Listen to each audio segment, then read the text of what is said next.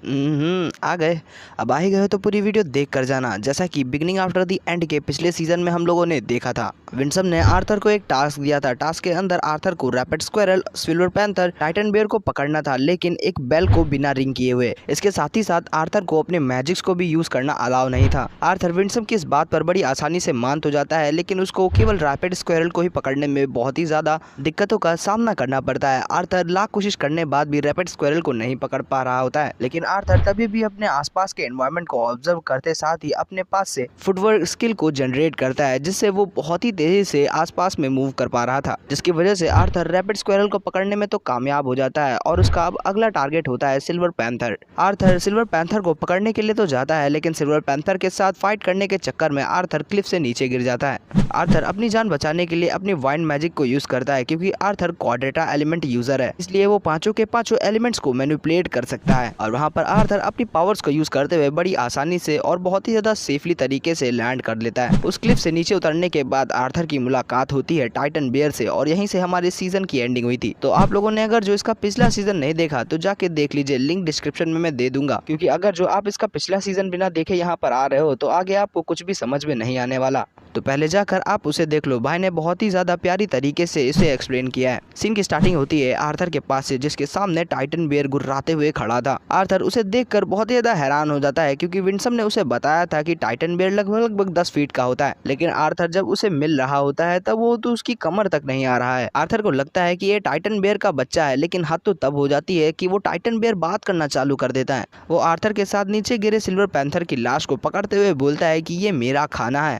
Arthur उस bear के बच्चे को बात करता देख हैरानगी में अपने मन के अंदर बोलता है कि विंसम ने उसे इसके बारे में पता नहीं क्यों नहीं बताया कि ये बात कर सकता है। वो बेयर आर्थर को हैरान देख बोलता है कि तुम यहाँ पर बहुत ही ज्यादा सोच रहे हो, क्यों ना मैं स्टार्टिंग तुमसे ही करूँ। ये बोलकर वो बेयर का बच्चा आर्थर की तरफ बढ़ने लगता है। आर्थर उसे देखकर बहुत ही ज्यादा घबरा जाता है। आर्थर अपनी फाइटिंग के पोजीशन में आ जाता है और उस तरफ बेयर भी आर्थर के ऊपर अपना पंच शूट करता है, जिसे आर्थर अपने हाथ को आगे करते हुए ब्लॉक करने की कोशिश करता है। लेकिन आर्थर की एक्सपेक्टेशन से वो बेयर का बच्चा बहुत ही ज्यादा पावरफुल था। वो बेयर के बच्चे की पंच की वजह से, बेयर के उस पंच की वजह से आर्थर की बॉडी के ऊपर बहुत सारे कट लग जाते हैं, लेकिन आर्थर अपने आप को गुलाटी मारते हुए पीछे घिसटते हुए संभाल ही लेता है। आर्थर अभी ठीक से खड़ा ही हुआ होता है कि वो बेयर आर्थर के ऊपर अपने क्लॉ का यूज करते हुए कुछ स्लैशेस लगाता है, जिसे आर्थर अपनी रैपिड स्क्विरल को पकड़ने वक्त की जो स्किल को मास्टर किया था उस स्किल को यूज करते हुए बड़ी तेजी से उन सारे के सारे अटैक को डॉज करने लगता है। लेकिन तभी भी आर्थर की स्पीड इतनी ज्यादा नहीं थी कि वो बेयर के उन अटैक्स को आसानी से डॉज कर पाए। उस बेयर के क्लॉ के अटैक की वजह से आर्थर के पैरों के ऊपर स्लैशेस लग रहे होते हैं, जिसकी वजह से आर्थर का घाव बहुत ही ज्यादा बड़ा हो रहा था।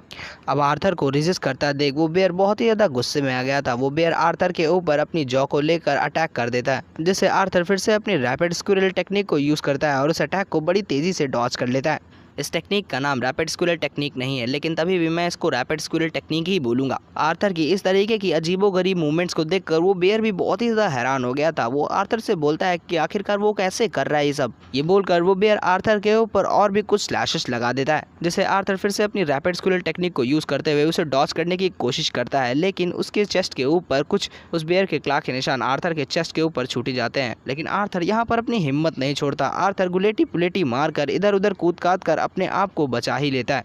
वो बेयर आर्थर को अपने सारे के सारे स्लैशेस को डॉज करता देख बहुत ही ज्यादा गुस्से में आ जाता है और आर्थर के ऊपर एक पंच को शूट करता है, जिससे हिट होकर आर्थर बड़ी बुरी तरीके से वहां पर दीवार पर जाकर पटकता है। उस बेयर ने आर्थर को जिस दीवार के ऊपर पटक के मारा था वो दीवार पूरी तरीके से क्रैक हो जाती है, जिसकी वजह से आर्थर के मुंह से ब्लड भी आने लगता है। आर्थर अपने मन के अंदर बोलता है कि ये कोई सोल रेलम नहीं है जिसके अंदर मैं बार बार मर कर वापस से जिंदा हो जाऊंगा। मुझे यहाँ पर कुछ ना कुछ कर इस सिचुएशन से बाहर निकलना होगा, वरना मैं यहीं पर मर जाऊंगा। आर्थर अपनी बची हुई हिम्मत को कलेक्ट करता है और उस बेयर के सामने जाकर खड़ा हो जाता है। आर्थर वहीं पर खड़े खड़े अपनी फुटवर्क टेक्निक को यूज करता है और उस बेयर के करीब जाने की कोशिश करने लगता है, लेकिन वो बेयर आर्थर के ऊपर अपने क्लॉ को यूज करते हुए फिर से एक स्लैश लगाती है, जिसकी वजह से आर्थर को पीछे हटना पड़ता है। आर्थर बोलता है कि ये जब भी अपने क्लॉ को यूज करते हुए स्लैश लगाता है तो इसके स्लैश भी इसके क्लॉ के जितने शार्प होते हैं और उतने ही ज्यादा पावरफुल होते हैं। वो बेयर अब आर्थर के ऊपर और भी ज्यादा गुस्से में आता है। वो आर्थर से गुस्से में बोलता है कि तुम जितना भी ज्यादा यहाँ पर रेजिस्ट करोगे ये सिचुएशन और भी ज्यादा तुम्हारे लिए पेनफुल होने वाली है, इसलिए अगर जो तुम यहाँ पर रेजिस्ट करोगे तो तुम यहाँ पर बहुत ही गंदी तरीके की मौत पाओगे। आर्थर उस बेयर की बात सुनकर शायद उस बेयर को सस्ते में ले लेता है, इसलिए वो अपने हाथ को खड़े करते हुए सरेंडर कर देता है। आर्थर बोलता है कि ठीक है मैं यहाँ पर और भी ज्यादा नहीं फुदकने वाला। तुम यहाँ पर जैसा भी बोलोगे मैं तुम्हारे लिए करने के लिए तैयार हूँ। आर्थर को अपने हाथ खड़े करते देख वो बेयर आर्थर के ऊपर तुरंत ही अपने पंच को शूट करता है, जिससे डायरेक्ट आर्थर हिट होता है। आर्थर के पाँव भी इतने ज्यादा घायल हो चुके थे कि अब उसकी बस भी हो चुकी थी। आर्थर बोलता है कि मुझे जल्द से जल्द इसे खत्म करना होगा। ये बोलकर आर्थर टाइटन बेयर के सामने जाकर खड़ा हो जाता है। टाइटन बेयर उसे देखकर एक जोरों की दहाड़ लगाता है। आर्थर बोलता है कि मैं यहाँ पर किसी जंगली जानवर के हाथों नहीं मरना चाहूंगा और ना मैं मरूंगा। ये बोलकर आर्थर अपनी फुटवर्क टेक्निक को वापस से यूज करता है और बड़ी तेजी से टाइटन बेयर के पीछे पहुंच जाता है। टाइटन बेयर आर्थर की बेल की आवाज को सुन लेता है और समझ जाता है कि आर्थर उसके पीछे है, इसलिए वो अपनी क्लॉ को यूज करता है और पीछे अपने स्लैश लगाता है। लेकिन वहाँ पर उसके पीछे केवल आर्थर की बेल होती है जो उसके स्लैश की वजह से कट के 2 हिस्सों में बट जाती है। बेयर भी ये देखकर बहुत ही ज्यादा हैरान था और सोच रहा था कि आखिरकार वो गया कहाँ। तभी आर्थर उसके पीछे अपेयर होता है। आर्थर उसके पीछे आते साथ ही अपने पंच को रेडी करता है और उस बेयर के ऊपर अपने पंच को दे मारता है। आर्थर के इस पंच के अंदर उसके पहले से बहुत ही ज्यादा स्ट्रेंथ थी, क्योंकि आर्थर इस वक्त अपनी एलिमेंटल पावर्स को यूज कर रहा था। आर्थर के केवल एक उसी पंच की वजह से वो बेयर दीवार पर जाकर लड़ता है और उसके पीछे की दीवार पूरी तरीके से चिटक जाती है। आर्थर का अबकी बार वाला पंच इतना ही स्ट्रॉन्ग था कि वो बेयर ऑन द स्पॉट ही उसके एक ही पंच से मर जाता है और आर्थर भी हद से ज्यादा घायल होने की वजह से वहीं पर बेहोश हो जाता है। और वहीं पर हमें विंसम को दिखाया जाता है, जहाँ पर विंसम आर्थर के माना को डिटेक्ट करते हुए आर्थर को ढूंढते हुए यहाँ तक पहुंच जाता है। वहीं पर विंसम आर्थर के माना को डिटेक्ट करते हुए बोलता है कि आखिरकार ये लड़का यहाँ पर नीचे क्या करने के लिए आया है। पर जब विंसम की नजर अपने सामने के नजारे पर जाती है तो विंसम भी बहुत ही ज्यादा हैरान हो जाता है। वहाँ पर आर्थर बहुत ज्यादा ही बुरी हालत में जमीन पर पड़ा हुआ होता है। आर्थर को देखकर विंसम बड़ी तेजी से आर्थर के पास पहुंचकर उसको अपनी हीलिंग मैजिक से हील करना चालू कर देता है। विंसम आर्थर को हील करते हुए बोलता है कि इसकी 2 रिब्स पूरी तरीके से टूट चुकी हैं। इसके चेस्ट के घाव बहुत ही ज्यादा डीप है और यही नहीं, इसके पैर पूरी तरीके से डैमेज हो चुके हैं। ये मानना बहुत ही ज्यादा मुश्किल है कि आर्थर को इतनी बुरी तरीके से घायल और यहाँ पर दिख रही इतनी ज्यादा तबाही को केवल एक छोटे से बेयर ने किया है। विंसम बोलता है कि एक पूरी तरीके से ग्रोन एडल्ट टाइटन बेयर लगभग 10 फीट का होता है, लेकिन यहाँ पर वो पूरी तरीके से एडल्ट टाइटन बेयर भी इतनी ज्यादा तबाही नहीं मचा सकता जितनी इस बच्चे ने यहाँ पर मचाई है। लेकिन तभी वहाँ पर वो बेयर अपनी उंगली को हिलाता है, जिसे देखकर विंसम उसकी तरफ घूरना चालू कर देता है और देखते ही देखते वो बेयर के चारों तरफ एक रेड कलर का ऑरा आ जाता है। उस बेयर के चेस्ट के ऊपर एक रेड कलर की चीज कोई चमकना चालू कर देती है और वहीं पर उस बेयर के सीने के ऊपर चमकती हुई चीज उस बेयर के सीने को फाड़ते हुए बाहर आ जाती है। विंसम बताता है कि ये एक डीमन लिच है। विंसम बताता है कि इसकी एबिलिटी है कि ये अपने होस्ट की बॉडी को पजेस कर उसके माना कोर को बहुत ही ज्यादा अमाउंट में स्ट्रेंथ देता है, लेकिन ये बहुत ही ज्यादा खतरनाक है क्योंकि ये हम अजूरास के लिए भी बहुत ही ज्यादा मुश्किल खड़ी कर देती है। यहाँ तक कि ये लिच हम अजूरास को भी आसानी से जान से खत्म करने में सक्षम है। विंसम आगे बढ़कर उस लिच को अपने हाथों से पकड़ लेता है और उसको पकड़कर तुरंत ही खींचकर उसको बाहर निकाल लेता है और उसकी वहीं पर जान ले लेता है। विंसम बोलता है कि इस लड़के की किस्मत बहुत ज्यादा खराब है क्योंकि इसकी यहाँ पर मुलाकात एक डीमन लिच के पोजेसर से हो गई, लेकिन ये बहुत ही ज्यादा अच्छी बात है कि ये लड़का एक को हराने में सक्षम है। ये बोलकर विंसम वहाँ पर उस डीमन लिच को अपने हाथों के अंदर मसल कर खत्म कर देता है। उस डीमन लिच को मारने के बाद विंसम के हाथों के अंदर एक अजूरे कलर की पिल आ जाती है जो कि शायद उस बेयर का कोर है। विंसम उस पिल को देखकर एक हल्की से स्माइल करता है और उस पिल को आर्थर को खिला देता है। विंसम बोलता है कि तुमने यहाँ पर जितनी भी डिफिकल्टीज और जितनी भी मुश्किल को सहा है और वहीं पर तुम्हारी आज की डिफिकल्टीज और मुश्किलों ने तुम्हें वापस से पे बैक किया है। और यही बोलकर विंसम आर्थर की तरफ देखता है जहाँ पर आर्थर का माना कोर वहाँ पर ग्लो करना चालू कर देता है। सीन की स्टार्टिंग होती है और आर्थर की आंख खुलती है एक घर के अंदर जहाँ पर आर्थर के पैरों के ऊपर पट्टी हुई होती है। आर्थर अपने पैरों को फील नहीं कर पा रहा था, इसलिए वो बहुत ही ज्यादा घबरा जाता है। आर्थर को घबराता देख मेयर आर्थर के पास आती है और उसे घबराने से मना करती है। वो बोलती है कि उसने अपनी पावर्स का इस्तेमाल करते हुए उसके पैरों को वापस से काट कर हील किया है। असल में आर्थर के घाव बहुत ही ज्यादा थे उसके पाँव के ऊपर और उसे हील करना बहुत ही ज्यादा मुश्किल था। और अगर जो कुछ भी कर उसके पैरों को हील कर दिया जाता तो उसके पैरों की एफिशिएंसी पहले जैसी नहीं रहती, इसलिए मेयर ने आर्थर के पैरों को काट कर वापस से हील किया है। मेयर ये सब बोलकर वहां से चली जाती है, जिसके बाद आर्थर को रियलाइज होता है कि उसका माना कोर अपग्रेड कर सिल्वर कलर का हो चुका है। आर्थर के प्रेडिक्ट करते साथ ही आर्थर की ड्रैगन वेल अपने आप से एक्टिवेट हो जाती है और उसके टैटू उसके बॉडी के ऊपर आ जाते हैं। आर्थर की बॉडी बहुत जोरों से चमकना चालू कर देती है, जिसे मेयर बाहर से ऑब्जर्व कर लेती है। मेयर आर्थर को उसकी ड्रैगन वेल के बारे में बताती है कि इसका नाम रियलम हार्ट है और ये एबिलिटी केवल इंद्रायत क्लैन के ब्लड लाइन के पास ही होती है। बेसिकली ये एबिलिटी इंसान को स्ट्रेंथ और पावर नहीं देती, बल्कि ये एबिलिटी इंसान को ऐसी एजुकेशन और ज्ञान देती है जो बिना रियलम हार्ट के इसे एक्सेस कर पाना नामुमकिन है। ये बोलते हुए मेयर आर्थर को एक बड़ी सुंदर सी जगह पर ले आती है जो पूरी तरीके से रॉ माना से ओवरफ्लोडेड था। मेयर आर्थर को बताती है कि इस वर्ल्ड के अंदर जितने भी एलिमेंट है वो छोटे छोटे पार्टिकल से मिलके बने हुए हैं और यहाँ पर जितने भी मैजिशियन है वो अपनी बॉडी के हिसाब से सुटेबल माना को ऑब्जॉर्व करते हैं और धीमे धीमे उस मैजिशियन की बॉडी उस पर्टिकुलर टाइप माना को अडेप्ट कर लेती है और वही उसका कॉर्ड बन जाता है। आगे मेयर आर्थर को एथर के बारे में बताती है कि माना और एथर दो अलग अलग चीजें हैं। अगर जो मैं तुम्हें सिंपल वर्ड में समझाना चाहूँ तो एथर एक कप है और उसमें फिल किया हुआ वाटर पर माना। आर्थर तुरंत मेयर की बातों को पकड़ लेता है और वो बोलता है कि उस वक्त जिस वक्त मैंने रियलम हार्ट को एक्टिवेट किया था और वो पर्पल कलर के माना पार्टिकल्स वहां पर दिखे थे। बोलती है हाँ वही एथर था। एथर को तुम अपना रियलम हार्ट को एक्टिवेट करने के बाद उसे साफ साफ देख सकते हो और वही जो तुमने छोटे छोटे पर्पल कलर के कंपाउंड्स को देखा था वही मिलकर एथर को बनाते हैं। और अगर जो यहाँ पर बात की जाए रियलम हार्ट की, तो यहाँ पर रियलम हार्ट के 3 अलग अलग पाथ्स हैं, जिसमें से पहले का नाम एवियम जो टाइम को कंट्रोल कर सकता है, दूसरे का नाम स्पेटियम जो स्पेस को कंट्रोल कर सकता है और तीसरे का नाम विवियम जो पूरे के पूरे लिविंग कंपाउंड्स को इन्फ्लुएंस करता है। मेयर आर्थर को बताती है कि कोई भी प्रैक्टिशनर चाहे जितना बड़ा जीनियस हो और चाहे जितना ही ज्यादा पावरफुल हो, वो केवल इन पाथ्स में से किसी एक पाथ के ही ऊपर चल सकता है। और इन पाथ को हमारे एंसेस्टर ने हमारे रियलम हार्ट के यूज करने के बाद हमारे बॉडी के ऊपर जो मास बनते हैं जिन्हें र्यून के नाम से जाना जाता है, उन्हें डिफरेंशिएट कर इन पाथ्स को अलग अलग कैटेगरीज में बांटा था। ये बोलते साथ ही मेरे के बॉडी के ऊपर र्यून्स अपीयर हो जाते हैं और हमें यहाँ पर पता चलता है कि मेरे भी यहाँ पर अपने रियलम हार्ट को यूज कर सकती है। मेरे को अपना रियलम हार्ट को एक्टिवेट करता है देख आर्थर बहुत ही ज्यादा शॉक हो जाता है। मेरे आर्थर को बताती है कि उसकी बॉडी के ऊपर जो रियलम हार्ट को यूज करने के बाद र्यून्स अपीयर हुए हैं, उन्हें देखकर पता चलता है कि वो विवियम पाथ पर है, जिसकी वजह से वो उसकी पैरों को हील कर पाई थी। मेरे आर्थर को उसको अपना रियलम हार्ट को एक्टिवेट करने के लिए बोलती है, जिसकी बात सुनकर आर्थर वहां पर अपने रियलम हार्ट को एक्टिवेट करता है। आर्थर को अपने रियलम हार्ट को यूज करने की वजह से उसके बॉडी के ऊपर सारे के सारे उसके र्यून अपीयर हो जाते हैं, जिसे देखकर मेरे आर्थर की तरफ बढ़ती है और आर्थर के हाथों को पकड़कर वो आर्थर के र्यून्स को चेक करना चालू कर देती है। मेरे के रिएक्शंस को देखकर आर्थर अपनी बॉडी की तरफ देखता है जहां पर उसकी बॉडी के ऊपर र्यून्स थे। आर्थर वहां पर अपने हाथ के अंदर अपने मैजिक को यूज करता है और अपने फायर एलिमेंट को रिलीज करता है। आर्थर के फायर एलिमेंट को यूज करने की वजह से आर्थर के हाथों के अंदर एक छोटी सी फायर बन जाती है, जिसके आसपास छोटे छोटे रेड कलर के एथर पार्टिकल्स दिखाई दे रहे होते हैं। आर्थर ऐसा ही अपने अर्थ वाइंड वाटर एलिमेंट के साथ करता है और आर्थर के हर एक एलिमेंट को यूज करने की वजह से आर्थर के आसपास छोटे छोटे अलग अलग कलर के माना पार्टिकल्स आ जाते हैं, जो असल में एथर कंपोनेंट होते हैं। आर्थर ये देखकर बहुत ही ज्यादा शॉक था और आर्थर बोलता है कि आखिरकार मैंने इसे पहले क्यों नहीं रिकॉग्नाइज किया। मेरे आर्थर से बोलती है ह्यूमंस के लिए इस एथर कंपोनेंट के ऊपर स्टडी करना बहुत ही ज्यादा मुश्किल है।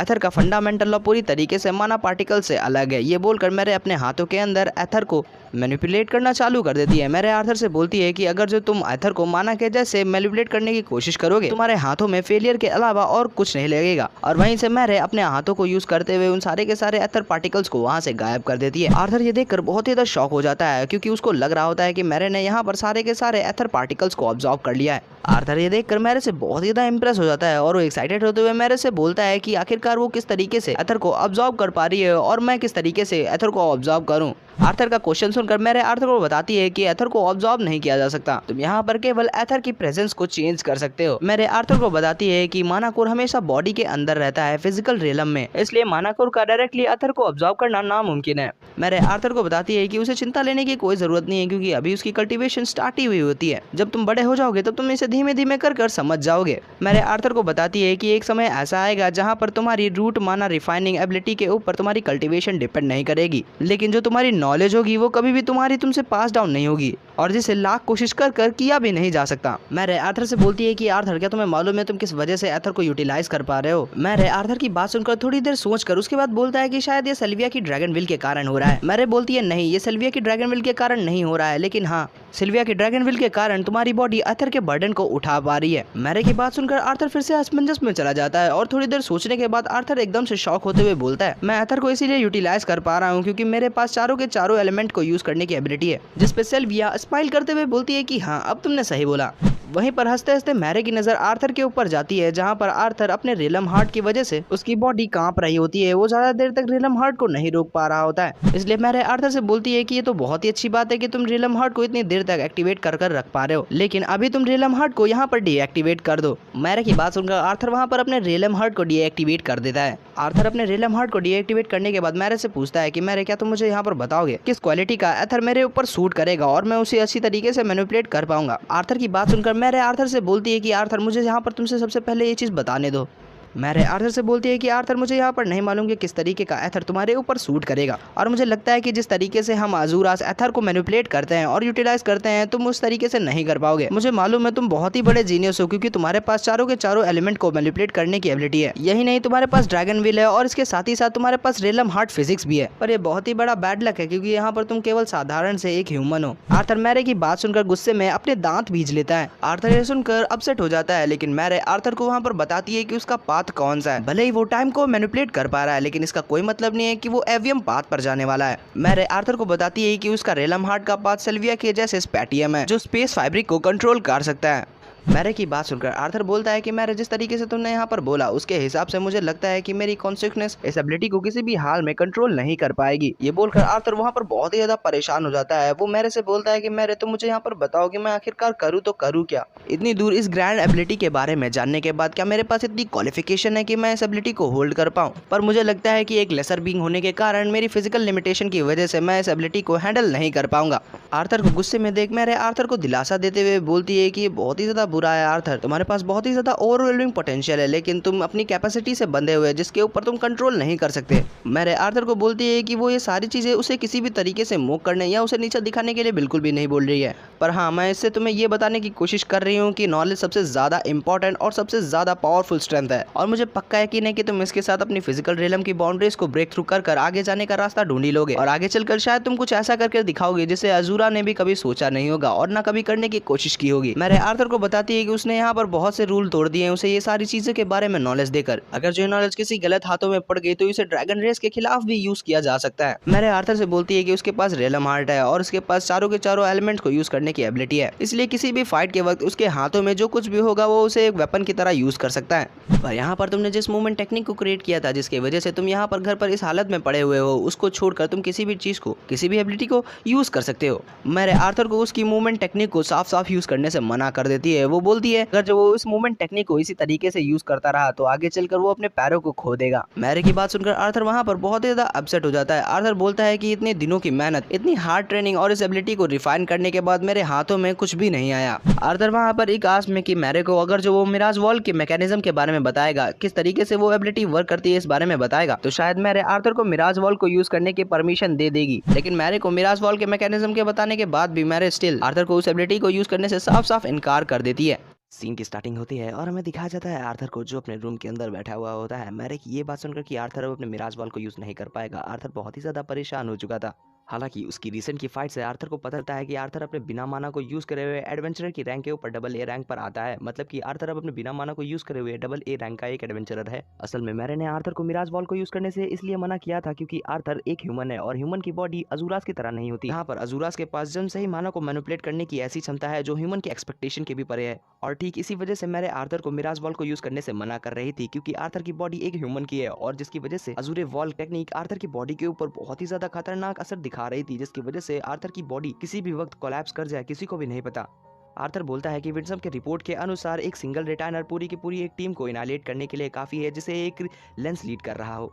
आर्थर बोलता है कि मैरे ने बोला था कि नॉलेज सबसे बड़ी पावर है, लेकिन मैं केवल नॉलेज के बलबूते पर पूरे के पूरे अलास्ट्रिया को नहीं हरा पाऊंगा। और इसी असमंजस की सिचुएशन में आर्थर वहां पर सो जाता है और इसे सीन चेंज होकर सुबह पर आता है जहां पर मैरे आर्थर का इंतजार कर रही होती है और उस तरफ हमें आर्थर को भी दिखाया जाता है जो आर्थर थोड़ा बहुत हील हो चुका था और अपने पैरों के ऊपर अब चल पा रहा था। मैरे आर्थर से बोलती है कि मुझे लगा ही था कि विवियम को यूज करने की वजह से तुम्हारी रात बहुत ही ज्यादा टेरिबल गई होगी। आर्थर बोलता है कि हाँ, ये तो उससे भी ज्यादा बुरा था कि जब मेरे दोनों पैर पूरी तरीके से डैमेज हो गए थे। ये तो अच्छी बात है कि मैं अब अपने दोनों पैरों पर सही से चल पा रहा हूँ। आर्थर की बात सुनकर मैरे आर्थर से बोलती है जो कि अच्छा है। ये सुनकर आर्थर मैरे की तरफ देखने लगता है। मैरे बोलती है हाँ, क्योंकि मैंने विंसम से कहकर तुम्हारे साथ बिताने के लिए कुछ वक्त मांगा है, और रही बात इस समय की कि तुम कब तक मेरे पास रुकोगे, ये तुम्हारे ऊपर डिपेंड करता है कि तुम कितनी देर तक और कितनी जल्दी अपने आप को ग्रो कर पाओगे। मैरे बोलती है आर्थर, अब मैं अपनी नॉलेज को तुम्हारे साथ शेयर कर तुम्हें धीमे कर एक सही से रास्ते पर लेकर आऊंगी जो कि तुम्हें हेल्प करेगा तुम्हें और भी ज्यादा अपने आप को ग्रो करने में। मैरे आर्थर से बोलते हैं कि मैं तुम्हें ये नीचा दिखाने के लिए नहीं बोली, लेकिन तुम एक ह्यूमन हो और तुम्हें अपनी लिमिटेशन के बारे में पता होना चाहिए। ये बोलने के बाद मैरे आर्थर से बोलती है कि तुम यहाँ पर अपने सारे के सारे मैजिक स्पेल्स कर सकते हो, इसलिए तुम यहाँ पर अपनी सारी की सारी ताकत लगाकर अपने मैजिक कॉम्बिनेशन के किसी भी अटैक को यूज करो मेरे ऊपर। मैरे की ये बात सुनकर आर्थर अपने हाथों के अंदर मैजिक को रिलीज करना चालू कर देता है, लेकिन ट्विस्ट यहाँ पर आता है। आर्थर के मैजिक को यूज करने से पहले ही मैरे आर्थर को बता देती है कि आर्थर वहाँ पर अपने कौन कौन से मैजिक को यूज करने वाला है। मैरे आर्थर को बताती है कि आर्थर वहाँ पर अपने राइट हैंड के अंदर वाटर स्पेयर को यूज कर रहा है और अपने लेफ्ट हैंड के अंदर वाइंड मैजिक। ये सुनकर आर्थर बहुत ही ज्यादा शॉक हो जाता है। मैरे आर्थर से बोलती है कि बच्चे, मैंने तुमसे बोला था कि तुम अपने पूरी की पूरी ताकत से मेरे ऊपर अटैक करो। अब ये सुनकर आर्थर की मर्दानगी पर आ जाती है। आर्थर अपने फाइटिंग स्टेंस पे आ गया था और अपनी फाइट को सीरियस लेना चालू कर दिया था। आर्थर वहां पर अपने अर्थ मैजिक को यूज करते हुए वहां की ग्राउंड को शटर करते हुए मैरे के ऊपर अटैक करने लगता है, लेकिन मैरे वहां पर अपने पांव को धीमे से ग्राउंड पे मारकर आर्थर के सारे मैजिक को वहीं पर ही नलीफाई कर देती है। अब ये देखकर आर्थर वहां पर बहुत ही ज्यादा शॉक हो जाता है। आर्थर मैरे से बोलता है कि आखिरकार उसने ये कैसे किया। ये सुनकर मैरे आर्थर से बोलती है कि ये वो एबिलिटी है जो उसके पास पहले से ही है और ये उसको भी यूज कर सकता है, और ये वही नॉलेज और वही एबिलिटी है जिसको मैं आगे चलकर तुम्हें सिखाऊंगी। और देखते ही देखते दिन हफ्तों में बदल गए और सीन चेंज होकर आर्थर पर आता है। जहाँ पर हमें दिखाया जाता है कि मैरे ट्रेनिंग के बाद आर्थर को हील कर रही होती है। आर्थर मैरे से बोलता है कि मुझे मालूम नहीं था कि वो अपने हीलिंग मैजिक को एक इस तरीके से एक्सक्यूज बनाकर उसे इतनी बुरी तरीके से मारेगी और इतनी बुरी तरीके से उसे मेजर इंजरी दे देगी। मैरे आर्थर से बोलती है कि माना फ्लक्चुएशन की प्रॉपर इंटरप्रिटेशन को समझने से पहले तुम्हें ये समझना पड़ेगा कि स्पेल्स को किस तरीके से सेंस किया जाता है, और ये समझने के बाद तुम अपने रिलम हार्ट को यूटिलाइज करो, जिसकी वजह से तुम एक्यूरेटली डिसाइड कर पाओगे और समझ पाओगे कि तुम्हारे अपोनेंट की अगले वाली चाल क्या है। ये बोलते बोलते मैरे ने आर्थर को पूरी तरीके से हील कर दिया होता है। आर्थर पीछे घूमकर मैरे से पूछता है कि अगर जो इसी तरीके से वो उसके वॉन्ड्स को, उसके घाव को हील कर सकती थी, तो आखिरकार उसने उसके पैरों को काट कर वापस से क्यों ग्रो किया। ये सुनकर मैरे आर्थर के कंधे के ऊपर हाथ रखकर बोलती है कि तुमने जो बोला वो पॉसिबल है कि तुम्हारे पैरों को हील किया जा सकता था, लेकिन उसके लिए मुझे तुम्हारे पैरों के ऊपर जिस माना से अटैक करा गया था उस माना के एथर को एक्सट्रैक्ट करना पड़ता, जो कि किसी और के लाइफ के साथ पहले से ही जुड़ा हुआ है। ये सुनकर आर्थर मुंह बनाते हुए बोलता है कि अगर जो ऐसी बात है तो वो उसको मारना बंद करे, उसको भी दर्द होता है। ये सुनकर मैरे आर्थर से बोलती है कि ये तो बहुत ही ज्यादा अच्छा होगा अगर जो तुम मेरी बातों में गिरना बंद कर दो। मैरे आर्थर से बोलती है कि हमेशा ध्यान रखना कि अगर जो तुम्हारा अपोनेंट वोकलाइज स्पेल, मतलब कि अपने स्पेल्स को बोलकर मैजिक से अटैक करता है, तो उसकी इमेजिनेशन के ऊपर उसके मैजिक का साइज, शेप और ड्यूरेशन डिपेंड करती है। और यहीं पर ही तुम्हें ऐसे बहुत से तुम्हारे दुश्मन मिलेंगे जो अपने वोकल को प्रोजेक्शन की तरह यूज कर तुम्हें फंसाने की कोशिश करेंगे। मैरे की ये बात सुनकर आर्थर को लगता है कि मैरे उसे बहुत ही ज्यादा कम आंक रही है। आर्थर मैरे से बोलता है कि मैं यहाँ पर केवल 6 हफ्ते से हूँ, तुम्हें क्या लगता है कि मैं इन 6 हफ्तों में इतना ज्यादा कमजोर हो गया। मैरे आर्थर से बोलती है कि मेरे कहने का ये मतलब था कि तुम यहाँ पर आए हो अपनी लिमिट्स को सरपास करने के लिए, और यहाँ पर तुम अपने रिलम हार्ट को यूज करते हुए स्पेल्स को काउंटर करने की ट्राई कर रहे हो उनके मैनिफेस्ट होने से पहले। जिस ज्ञान को मैं अभी तुम्हें देने वाली हूँ, उस ज्ञान को मुझे कलेक्ट करने में सदियां लग गई हैं। ये बोलते साथ ही मैरे ने आर्थर को अपना हाथ देकर उठाने के लिए बोला, लेकिन आर्थर उनको मना कर अपने पैरों के ऊपर अपने मन से ही खड़ा हो जाता है और अपने रिलम हार्ट को एक्टिवेट करते हुए बोलता है, तो देरी किस चीज की, चलो जल्दी से शुरू करते हैं। आर्थर अपने रिलम हार्ट को पूरी तरीके से एक्टिवेट करता है और मैरे अपने हाथ को आगे बढ़ाकर अपने मैजिक स्पेल्स को कास्ट करना चालू कर देती है। आर्थर यहाँ पर विवियम को सीखने के लिए मैरे के साथ यहाँ पर हफ्तों से ट्रेनिंग कर रहा है, जिसकी वजह से आर्थर का विवियम के ऊपर पहले से अच्छा कंट्रोल हो चुका है, जिसकी वजह से आर्थर भी अब मैरे के स्पेल्स को प्रेडिक्ट कर पा रहा था। आर्थर अपने हाथ को क्रॉस साइन में बनाकर मैरे के वाइंड ब्लेड को पूरी तरीके से नलिफाई कर देता है। आर्थर की ग्रोथ को देखकर मैरे बहुत ही ज्यादा खुश हो जाती है, जिसके साथ ही वो उसको अप्रिशिएट भी करती है उसकी ग्रोथ के ऊपर। ये बोलते साथ ही मैरे अपने हाथों के अंदर अपने मैजिक स्पेल्स को तैयार करने लगती है और आर्थर के ऊपर अटैक कर देती है, लेकिन आर्थर भी मैरे की तरह जमीन के ऊपर पाँव मारकर मैरे के स्पेल्स को डिटेक्ट कर लेता है और उसको डॉज कर लेता है। आर्थर मैरे उस अटैक से अभी बचा ही होता है कि मैरे आर्थर के पीछे एक और स्पेल से अटैक कर देती है, जिससे आर्थर बचने के लिए अपने हाथ को पीछे स्विंग कर उस अटैक को ब्लॉक कर लेता है। लेकिन तभी आर्थर के पीछे एक पत्थर से बना हुआ स्पाइक बड़ी तेजी से आर्थर के करीब बढ़ रहा था। वो स्पाइक आर्थर को लगने ही वाला होता है कि तभी वहां पर आर्थर के पीछे एक हाथ अपेयर होता है, जिसे देखकर आर्थर भी बहुत ही ज्यादा शॉक हो जाता है, क्योंकि वो कोई और नहीं विंडसम होता है। विंडसम बड़ी तेजी से आगे बढ़कर आर्थर को उस अटैक से बचा लेता है। विंडसम उस अटैक को ब्लॉक करने के बाद आर्थर के करीब आकर आर्थर से बोलता है कि हमारे पास टाइम की बहुत ही ज्यादा कमी है, हमें जल्दी से जल्दी यहाँ से चलकर तुम्हारे नेक्स्ट इंस्ट्रक्टर के पास जाना होगा। आर्थर से ये बात बोलने के बाद विंडसम एकदम से अपने पैरों के ऊपर आकर मैरे से बोलता है कि उसे माफ कर दे बीच में इंटरप्ट करने के लिए। आर्थर ये देखकर बहुत ज्यादा हैरान था, क्योंकि विंडसम अभी मैरे के सामने अपने घुटनों पर आ गया था। आर्थर को मालूम था कि इंद्रायत क्लैन के अंदर मैरे की पोजीशन इतनी है कि वो किसी भी चीज को इन्फ्लुएंस कर पाए, लेकिन आर्थर को ये बिल्कुल भी एक्सपेक्टेशन नहीं थी कि मैरे की पोजीशन इंद्रायत क्लैन के अंदर इतनी ज्यादा हाई होगी कि वो विंडसम खुद घुटनों पर आकर मैरे को बो कर रहा है। विंडसम मैरे के सामने सर झुकाते हुए बोलता है कि मुझे माफ कर देना यहाँ पर बिना बताए आने के लिए, लेकिन लॉर्ड इंद्रायत ने पहले से ही आर्थर के लिए एक नया इंस्ट्रक्टर चुन लिया है और आर्थर का वो नया इंस्ट्रक्टर आर्थर का इंतजार कर रहा है। मैरे विंडसम से बोलती है कि मुझे समझ में आ गया, आर्थर ने अपनी रिलम हार्ट की ट्रेनिंग में बहुत ही ज्यादा अच्छा किया है और मैं चाहती हूँ कि मैं इस लड़के को अपनी आंखों से देखकर इसकी ग्रोथ को ऑब्जर्व करूँ,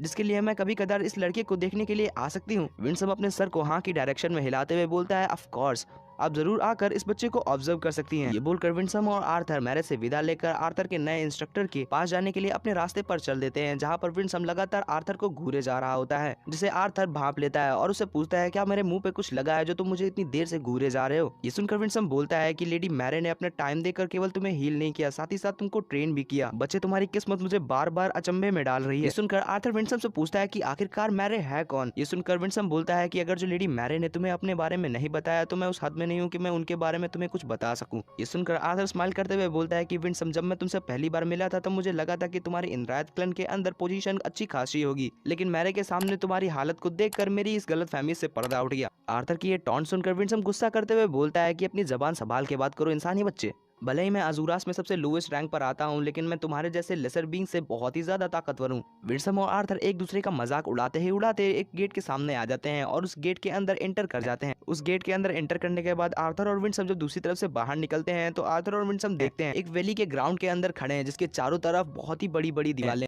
आर्थर अपने चारों तरफ मुंडी घुमाते हुए विंसम से बोलता है, तो यहाँ पर मेरी नई ट्रेनिंग की सेशन चालू होगी। विंसम आर्थर से बोलता है कि लेडी मैरे ने उसे माना की मीनिंग के बारे में और उसे सेंस करना सिखाया और विंसम ने खुद उसे मिड रेंज कॉम्बैट और ऐसी ऐसी स्किल जो वॉर के अंदर जरूरी है ये चीजें सिखाई हैं। और यहाँ पर तुम्हारी ट्रेनिंग स्टार्ट होगी। इस ट्रेनिंग के अंदर तुम्हें सिखाया जाएगा कि तुम इन सारी की सारी चीजों को एक साथ किस तरीके से इस्तेमाल करोगे प्रोफेशनल्स की तरह। अपने एलिमेंटल मैजिक को अपने मिड रेंज कॉम्बैट के साथ किस तरीके से यूज करोगे इसके बारे में तुम्हें सिखाया जाएगा। विंसम ने अपनी बात खत्म ही की होती है कि तभी वहाँ पर ऊपर से आवाज आती है, तो यही वो लड़का है। ऊपर से आवाज आती है, तो यही वो लड़का है जो यहाँ पर आया है हम लोगों को सपोर्ट करने के लिए। तो इस लेसर बीइंग को चूज किया गया है वाइत्रास की पाली हुई आर्मी को हराने के लिए और हमें जीत दिलाने के लिए। ये बोलते साथ ही वो आदमी क्लिफ से जंप लगा देता है और बड़ी तेजी से जिगजैग कर नीचे आने लगता है। वो आदमी जमीन पर लैंड करता है जिसकी वजह से वहाँ पर बहुत ही बड़ा धमाका होता है। हर जगह धुआं ही धुआं हो जाता है कि तभी उस धुएं के अंदर से एक बड़ा सा हाथ निकलता है और आर्थर को पकड़ लेता है। आर्थर ये देखकर हल्का सा शॉक हो जाता है, लेकिन डरता बिल्कुल भी नहीं है। आर्थर के फेस के ऊपर जरा सा भी कोई डर के एक्सप्रेशन नहीं थे। ये देखकर वो आदमी खुद भी बहुत ही ज्यादा हैरान हो जाता है कि ये बच्चा जरा सा भी नहीं डरा। ये देखकर वो आदमी अपने गोलम को डीएक्टिवेट करता है और ये आदमी कोई और नहीं आर्थर का एक नया इंस्ट्रक्टर है। आर्थर का इंस्ट्रक्टर आर्थर से बोलता है, अगर जो तुम्हारे फेस के एक्सप्रेशन से जज किया जाए तो तुम केवल थोड़े से सरप्राइज थे, तुम डरे बिल्कुल भी नहीं। और यहाँ पर हमें आर्थर के इस नए इंस्ट्रक्टर के बारे में पता चलता है जिसका नाम वर्न होता है। विंसम आर्थर से बोलता है, आर्थर इनसे मिलो, इनका नाम वर्न है और आगे के लिए तुम्हारे यही इंस्ट्रक्टर होने वाले हैं कुछ समय के लिए। विंसम की बात सुनकर आर्थर वर्न के पास जाकर झुकते हुए उसे अपना इंट्रोडक्शन देता है, लेकिन वर्न आर्थर को इग्नोर करते हुए विंसम से बोलता है कि विंसम, ह्यूमन लोग उन लोगों को किस तरीके की सजा देते हैं जो कि लेट होते हैं। सजा की बात सुनते हुए आर्थर थोड़ा कंफ्यूज होते हुए वर्न से पूछता है कि सजा आखिर किस तरीके की सजा। लेकिन वर्न आर्थर को पूरी तरीके से फिर से इग्नोर करते हुए विंसम से बोलता है, विंसम क्या मैं इसकी एक उंगली काट दूं या फिर इसके पैर का एक अंगूठा काट दूं? नहीं, ये कुछ ज्यादा ही हो जाएगा। मुझे लगता है इसे लोगों से दूर एक कारावास में मैं डाल दूं। आर्थर उंगली काटने और जेल में डालने की बात सुनकर हकपका जाता है। वो अपनी मुंडी हिलाते हुए बोलता है, क्या मुझे इस तरीके से इतनी बेरहमी से सजा दी जाएगी केवल यहाँ पर लेट आने के लिए? वर्न की बातों को सुनकर विंसम वर्न को समझाते हुए बोलता है, सुनने में तुमको थोड़ा अजीब सा लगेगा, लेकिन ह्यूमंस को किसी भी तरीके की सजा नहीं दी जाती उनके लेट होने पर। विंसम की ये बात सुनकर वर्न मुंह बनाते हुए बोलता है, क्या सच में? एक भी नहीं? वर्न बोलता है, ये बहुत ही ज्यादा अजीब है। ह्यूमंस का लाइफ स्पेन बहुत ही ज्यादा कम होता है, तो मुझे लगा ये समय के बहुत ही ज्यादा पाबंद होंगे और इन्हें होना भी चाहिए क्योंकि इन लोली ह्यूमंस का लाइफ स्पेन हमसे बहुत ही ज्यादा कम होता है। ये बोलने के बाद वर्न आर्थर के मुंह के करीब जाते हुए आर्थर से बोलता है, सच अ बैकवर्ड रेस, मतलब कि समझ रहे हो भैया, यहाँ पर भी रेसिज्म हो रही है। वर्न की ये बात सुनकर आर्थर को भी अब लगने लगता है कि वो सच में बहुत ही ज्यादा बैकवर्ड रेस से है, जो कि वो अपने मन में यही बोलता भी है। वर्न बोलता है, खैर छोड़ो, जिस काम के लिए तुम यहाँ पर आए उस टॉपिक पर चलते हैं। ये बोलने के बाद वर्न पीछे झटके से घूमता है जिसकी वजह से वर्न का कोट आर्थर के मुंह पर जाकर लगता है। वर्न अपने कोट से आर्थर के मुंह पर तमाचा मारने के बाद आर्थर से बोलता है, चल बेटा अब नंगा हो। वर्न की ये बात सुनकर आर्थर थोड़ी देर तक मुंह बनाकर वर्न को देखता रहता है और वो सोच रहा होता है कि आखिरकार ये वर्न ने बोल क्या दिया। असल में वर्न ने आर्थर को नंगा होने के लिए नहीं, केवल कपड़े उतारने के लिए बोला है। ये चीज समझने के बाद आर्थर अपनी शर्ट उतारना चालू कर देता है। अपनी शर्ट्स को उतारने के बाद आर्थर अपनी पैंट्स को भी उतार देता है और नंगा हो जाता है। मतलब कि अंडरवेयर है ना, लेकिन नंगा ही बोलेंगे। और कसम से भाई आर्थर भाई की बॉडी को देखो, इतनी ज्यादा स्लिम और थोड़ा सा भी फैट नहीं। और अपनी देखो, खा खा के केवल चर्बी छोड़ रहे हो। हगने जाते होगे तो गू की जगह केवल फैट गिरता होगा। थोड़ा उठ लो, थोड़ा दौड़ भाग लो, या फिर अपनी पूरी जवानी इसी बेडी के ऊपर उतारने का इरादा है। खैर छोड़ो, टॉपिक पे आते हैं। आर्थर अपने कपड़ों को उतारने के बाद वर्न से बोलता है कि इतना काफी है या फिर तुम्हें मेरे फैमिली के गहने को भी देखना है। ना ना ना ना ना, गलत फहमी में मत रहना बड़े भाई लोग, ये मैंने नहीं बोला, ये इसमें लिखा है। मेरे सब्सक्राइबर तो इतने शरीफ है नहीं जो कि समझ ना पाए हो। बाकी अगर जो नहीं समझ में आओ तो जाओ पोगो देखो जाके। आर्थर की बात सुनकर वर्न आर्थर के करीब जाते हुए बोलता है, लगता है इस ह्यूमैनिटी को बचाने वाले मसीहा का कुछ ज्यादा ही बड़ा मुंह है, और वैसे भी मुझे तुम्हारी चमड़ी को देखने में कोई बहुत ही ज्यादा इंटरेस्ट नहीं है। ये बोलते बोलते वर्न की नजर आर्थर के हाथ पर जाती है, जहाँ पर आर्थर ने अपने हाथों के ऊपर एक फेदर लपेटा हुआ होता है जिसे सेल्विया की मदर ने उसे मरने से पहले दिया था। जिसे देखने के बाद वर्न बड़ी तेजी से आर्थर के हाथ से उस विंग को निकाल लेता है। वर्न ने आर्थर के पास से उस विंग को इतनी तेजी से लिया था कि आर्थर रिएक्ट तक नहीं कर पाया था। वर्न ने आर्थर के हाथ पर इस फेदर को देखते ही पता लगा लिया था कि एक ड्रैगन फेदर है। तुम्हें नहीं लगता कि तुम इतने ज्यादा रेयर क्राफ्टिंग मटेरियल को अपने हाथों के ऊपर बांधकर एक हैंड वार्मर बनाकर इसे वेस्ट कर रहे हो? क्राफ्टिंग मटेरियल की बात सुनकर आर्थर कंफ्यूज होते हुए बोलता है, क्राफ्टिंग मटेरियल? किस तरीके का क्राफ्टिंग मटेरियल? विंसम आर्थर को बताता है, हमारे जैसे ड्रैगन्स के विंग के फेदर एक तरीके के स्केल के जैसे होते हैं। स्केल जैसे ड्रैगन का स्केल होता है वही।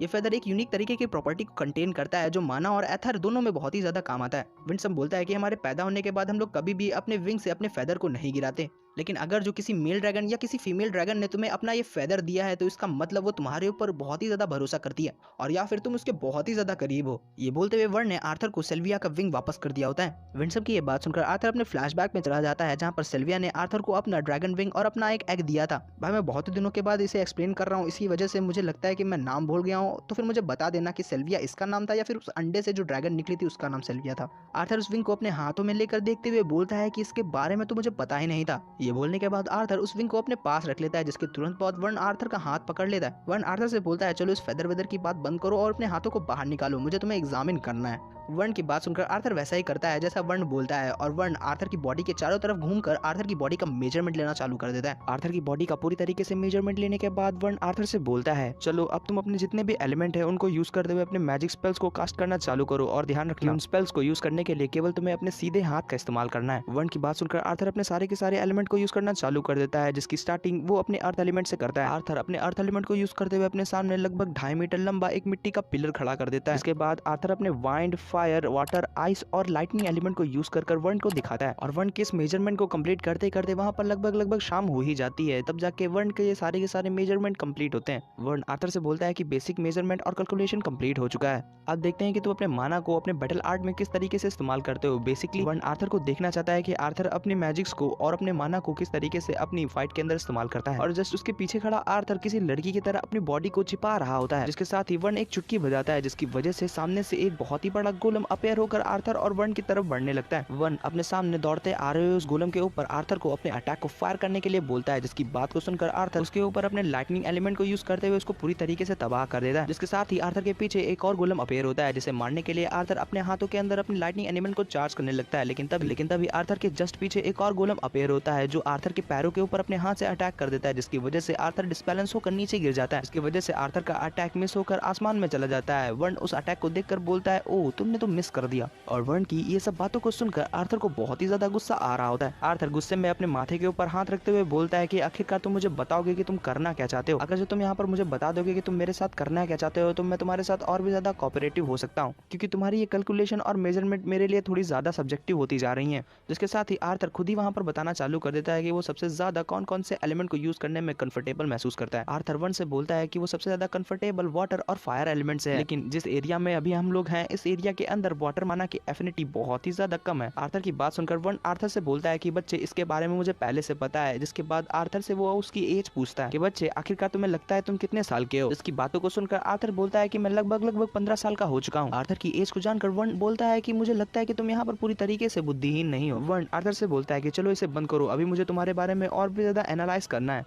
वर्ण आर्थर से बोलता है कि इसके बाद अब हम लोग लॉन्ग रेंज माना एनालिसिस के ऊपर जाएंगे। वर्ण की बात सुनकर आर्थर और विंसम बहुत ही ज्यादा कंफ्यूज होते हुए एक दूसरे की तरफ देखने लगते हैं कि तभी वहां पर बहुत ही ज्यादा तेजी से भूकंप आना चालू कर देता है और ये भूकंप वहां पर इतना ज्यादा था कि आर्थर पूरी तरीके से वहां पर हिल जाता है। उस भूकंप से आर्थर अपने आप को संभालता है और उसके बाद अपना सर उठाकर ऊपर की तरफ देखता है तो पाता है कि वहां पर वैली के छोर के ऊपर हजारों की संख्या में वहां पर गोलम समन हो चुके हुए होते हैं और ये सारे के सारे गोलम वर्ण के ही समन किए हुए होते हैं। खाई के छोर पर खड़े हुए गोलम धीमे धीमे कर खाई की दीवार का सहारा लेते हुए नीचे आना चालू कर देते हैं और इधर अपने सामने इतनी बड़ी गोलम की आर्मी को देखकर आर्थर बहुत ही ज्यादा हैरान हो जाता है। आर्थर वर्ण से बोलता है कि आखिरकार वो एक बार में कितने सारे गोलम्स को समन कर सकता है। वर्ण आर्थर से बोलता है कि ये गोलम्स की मजबूती के ऊपर डिपेंड करता है, पर अभी इस वक्त यहाँ पर केवल 5,000 गोलम्स हैं। शायद वर्ण यहाँ पर आर्थर की लिमिट्स को देखना चाहता है, इसलिए वो वर्ण से बोलता है कि वो उसके पास यहाँ पर जितना भी कुछ है वो इस फाइट के अंदर लगा दे। जिसकी बात सुनकर आर्थर अपने रेलम हार्ट को एक्टिवेट करते हुए अपने एक हाथ के अंदर लाइटनिंग एट्रीब्यूट और अपने एक हाथ के अंदर आइस एट्रीब्यूट को एक्टिवेट करते हुए आर्थर उन गोलम्स के ऊपर बड़ी तेजी से टूट पड़ता है। आर्थर उन गोलम्स को नीचे कूदता देख वो अपनी जमीन से एक स्टेंस लेता है और बड़ी तेजी से ऊपर की ओर जाते हुए अपने लाइटनिंग फिस्ट को यूज करते हुए जितने भी गोलम्स नीचे को उतर रहे थे वो सारे के सारे गोलम्स को हवा में ही पूरी तरीके से तबाह कर देता है। और यहाँ पर आर्थर की फीस्ट से जो गोलम बचकर नीचे आ गए थे, आर्थर उनके ऊपर अपने आइस एलिमेंट को यूज करते हुए जमीन से स्पाइक निकालता है और उन गोलम्स के आर पार कर देता है, जिसकी वजह से वो गोलम्स पूरी तरीके से डिस्ट्रॉय हो जाते हैं। आर्थर की उस अटैक की वजह से हर जगह धूल ही धूल हो जाती है और उस धूल से आर्थर बैडएस तरीके से चलते हुए बाहर आ रहा होता है। आर्थर जब उस धूल से बाहर निकल कर पूरी तरीके से विजिबल होता है तो हमें दिखाया जाता है कि आर्थर को भी वहां पर थोड़े बहुत स्क्रैचेस वगैरह पड़ चुके थे। आर्थर की ये हालत को देखकर आप लोगों को पता चल ही गया होगा कि वन के गोलम्स की आखिरकार कितनी ज्यादा पावर होगी। आर्थर अपने हाथों से अपने पसीने को पोंछते हुए वन से पूछता है कि आखिरकार उसे आगे क्या करना है, जिसके साथ ही साथ आर्थर वहां पर स्माइल भी कर रहा होता है, जिसे देखकर वन बोलता है, मुझे लगता है कि यहाँ पर तुम्हें मेरे गोलम्स के साथ लड़ने में बहुत ही ज्यादा मजा आ रहा है। वन आर्थर से बोलता है कि जैसा कि तुमने कहा, आगे चलकर हम लोग यहाँ पर तुम्हारी फिजिकल एबिलिटीज को और भी ज्यादा एनालाइज करेंगे। सीन की स्टार्टिंग होती है और हमें वन को दिखा जाता है। वन आर्थर से बोलता है कि मुझे लगता है कि तुम मजे कर रहे हो, आगे मैं तुम्हारी फिजिकल एबिलिटीज को चेक करने वाला हूँ।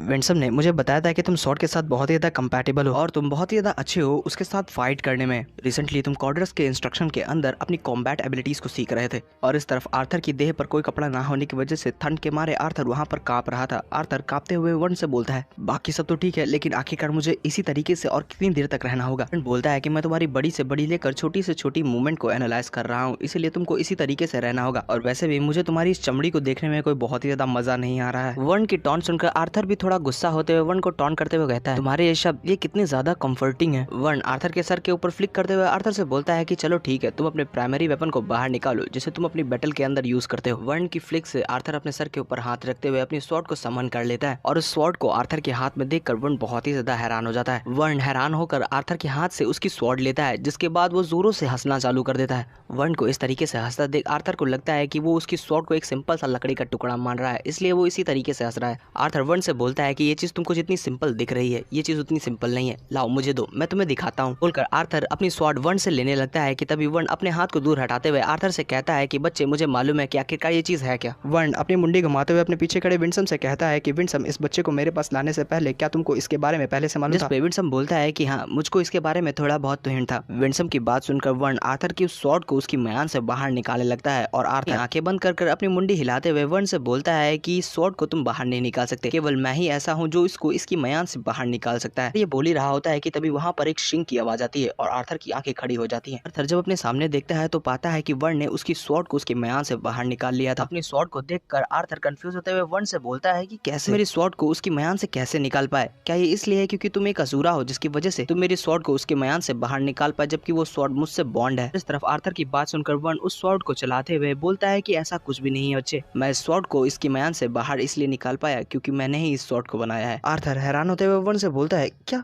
तुमने इस स्वॉर्ड को बनाया है? जिस पे वन बोलता है कि क्या मैं तुमसे कोई दूसरी भाषा में बात कर रहा हूँ जिसकी वजह से तुम मेरी बातों को समझ नहीं पा रहे हो? आर्थर बोलता है, चलो ठीक है, मैं मान लेता हूँ कि तुमने इस स्वॉर्ड को बनाया है, लेकिन आखिरकार ये स्वॉर्ड डाइसथन में क्या कर रही थी? जिस पे वन बोलता है कि डॉन्सब्लेड मेरा एक्सपेरिमेंटल वेपन था और ये एक फेलियर से ज्यादा और कुछ नहीं था। जब मैं मिनरल्स को इकट्ठा के लिए तुम्हारी कॉन्टिनेंट में गया था, उसी दौरान मैंने इसे तुम्हारी कॉन्टिनेंट के 20 ग्लैड के अंदर फेंक दिया था, ये सोचकर कोई भी इसे इसकी म्यान से बाहर नहीं निकल पाएगा, जिसकी वजह से उसकी नज़र में ये चीज़ केवल एक मामूली लकड़ी का टुकड़ा होगी।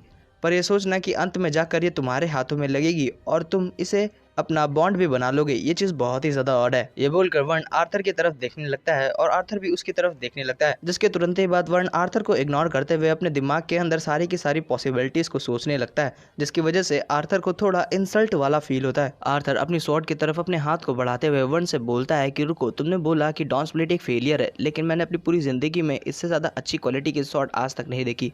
आर्थर को उस स्वॉर्ड की तरफ हाथ बढ़ाता देख वर्ण अपने हाथ को फिर से झटक देता है और आर्थर से बोलता है कि भले ही मेरे सारे वेपन्स के मुकाबले ये वेपन बहुत ही ज्यादा पुअर क्वालिटी का है, लेकिन तुम्हारे जैसे एक लेसर विंग के हाथों में मेरा ये वेपन होना मेरी इंसल्ट ही कराएगा। यहाँ पर वर्ण आर्थर को ह्यूमन होने की वजह से लेसर रेस का बोल रहा है, तो कंफ्यूज मत होना, तुमको लोगों को पता ही होगा। जिसके बाद वर्ण उस स्वॉर्ड को अपने दोनों हाथों से बेंड करने लगता है और बोलता है, मैंने इस स्वॉर्ड के साइज को ध्यान में रखकर बनाया था कि ये सारे के सारे वेपन्स के अंदर फिट हो। नहीं मैं कितना ड्रंक हूँगा कि जब मुझे लगा कि ये आइडिया बहुत ही ज्यादा अच्छा है, क्योंकि अंत में आकर केवल ये एक शार्प टूल के अलावा और कुछ नहीं है, न कम न ज्यादा। इस घटना ने चीजों को और भी ज्यादा इंटरेस्टिंग कर दिया है, जिसपे वन बोलता है मुझे भी ऐसा लगता है, अब इससे मिलने के बाद क्या तुम ये करोगे? और वहीं पर आर्थर हम लोगों की तरह कंफ्यूज होते हुए उन दोनों से पूछता है कि आखिरकार यहाँ पर चल क्या रहा है। वन आर्थर से बोलता है कि जैसा कि मैंने तुम्हें बताया था आर्थर, मैं यहाँ पर तुम्हें दो चीजों को अकम्प्लिश करने के लिए लाया हूँ। पहले के बारे में तो तुमको मालूम ही होगा कि मैं तुम्हारी कॉम्बैट स्किल को और भी ज्यादा एक्यूरेट करने के लिए यहाँ पर लेकर आया हूँ, और दूसरा ये था कि मैं होप करता हूँ कि वन तुम्हारे लिए एक ऐसी स्वॉर्ड को बना पाए जो तुम्हारे यूनिक कॉम्बैट फॉर्म के साथ बहुत ही ज्यादा अच्छी तरीके से फिट हो। मतलब कि ये कि वन तुम्हारे लिए एक ऐसी स्वॉर्ड को बना पाए जो तुम्हारी कॉम्बैट फॉर्म के साथ अच्छी तरीके से फिट हो। विंसम की यह बात सुनकर आर्थर थोड़ा हैरान हो जाता है। आर्थर वन से पूछता है विंसम क्या ये सच है कि तुम स्वॉर्ड्स को भी फोर्स कर सकते हो? जिस पे विंसम बोलता है कि बेवकूफ बच्चे, मैं स्वॉर्ड्स को फोर्स नहीं करता, मैं उन्हें क्रिएट करता हूँ।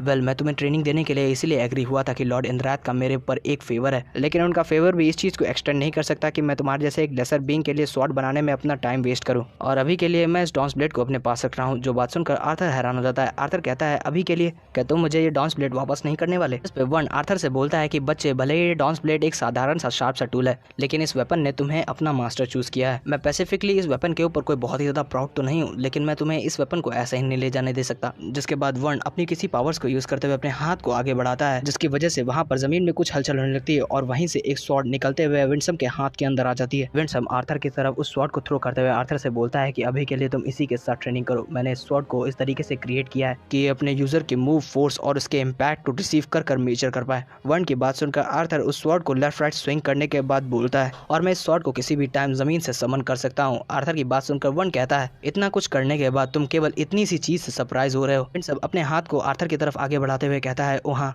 तुम अपने उस ड्रैगन फेदर को मुझे दे दो। ये बात सुनकर आर्थर कंफ्यूज हो जाता है। आर्थर कहता है कि डॉन्स ब्लेड के बाद अब मेरा ड्रैगन फेदर, आखिरकार ये क्यों? आर्थर की बकबक सुनकर वन अपने सर के ऊपर हाथ रखते हुए कहता है कि आखिरकार तुम इतने ज्यादा सवाल क्यों करते हो? जितना तुमसे कहा जाए केवल तुम उतना करो। वन की बात सुनकर आर्थर थोड़ी देर शांत होकर सोचता है, जिसके बाद वो अपने हाथ से उस ड्रैगन फेदर को निकालते हुए वन को दे देता है। वन आर्थर से वो फेदर लेकर अपने पास रख लेता है, जिसके बाद वो आर्थर से कहता है मैंने सुना था कि तुम जैसे लेसर बीइंग्स को हम लोगों से ज्यादा सोने की जरूरत पड़ती है, इसीलिए अभी के लिए तुम रेस्ट करो। आर्थर बोलता है कि क्या हम लोग यहाँ पर बाहर सोने वाले हैं क्या?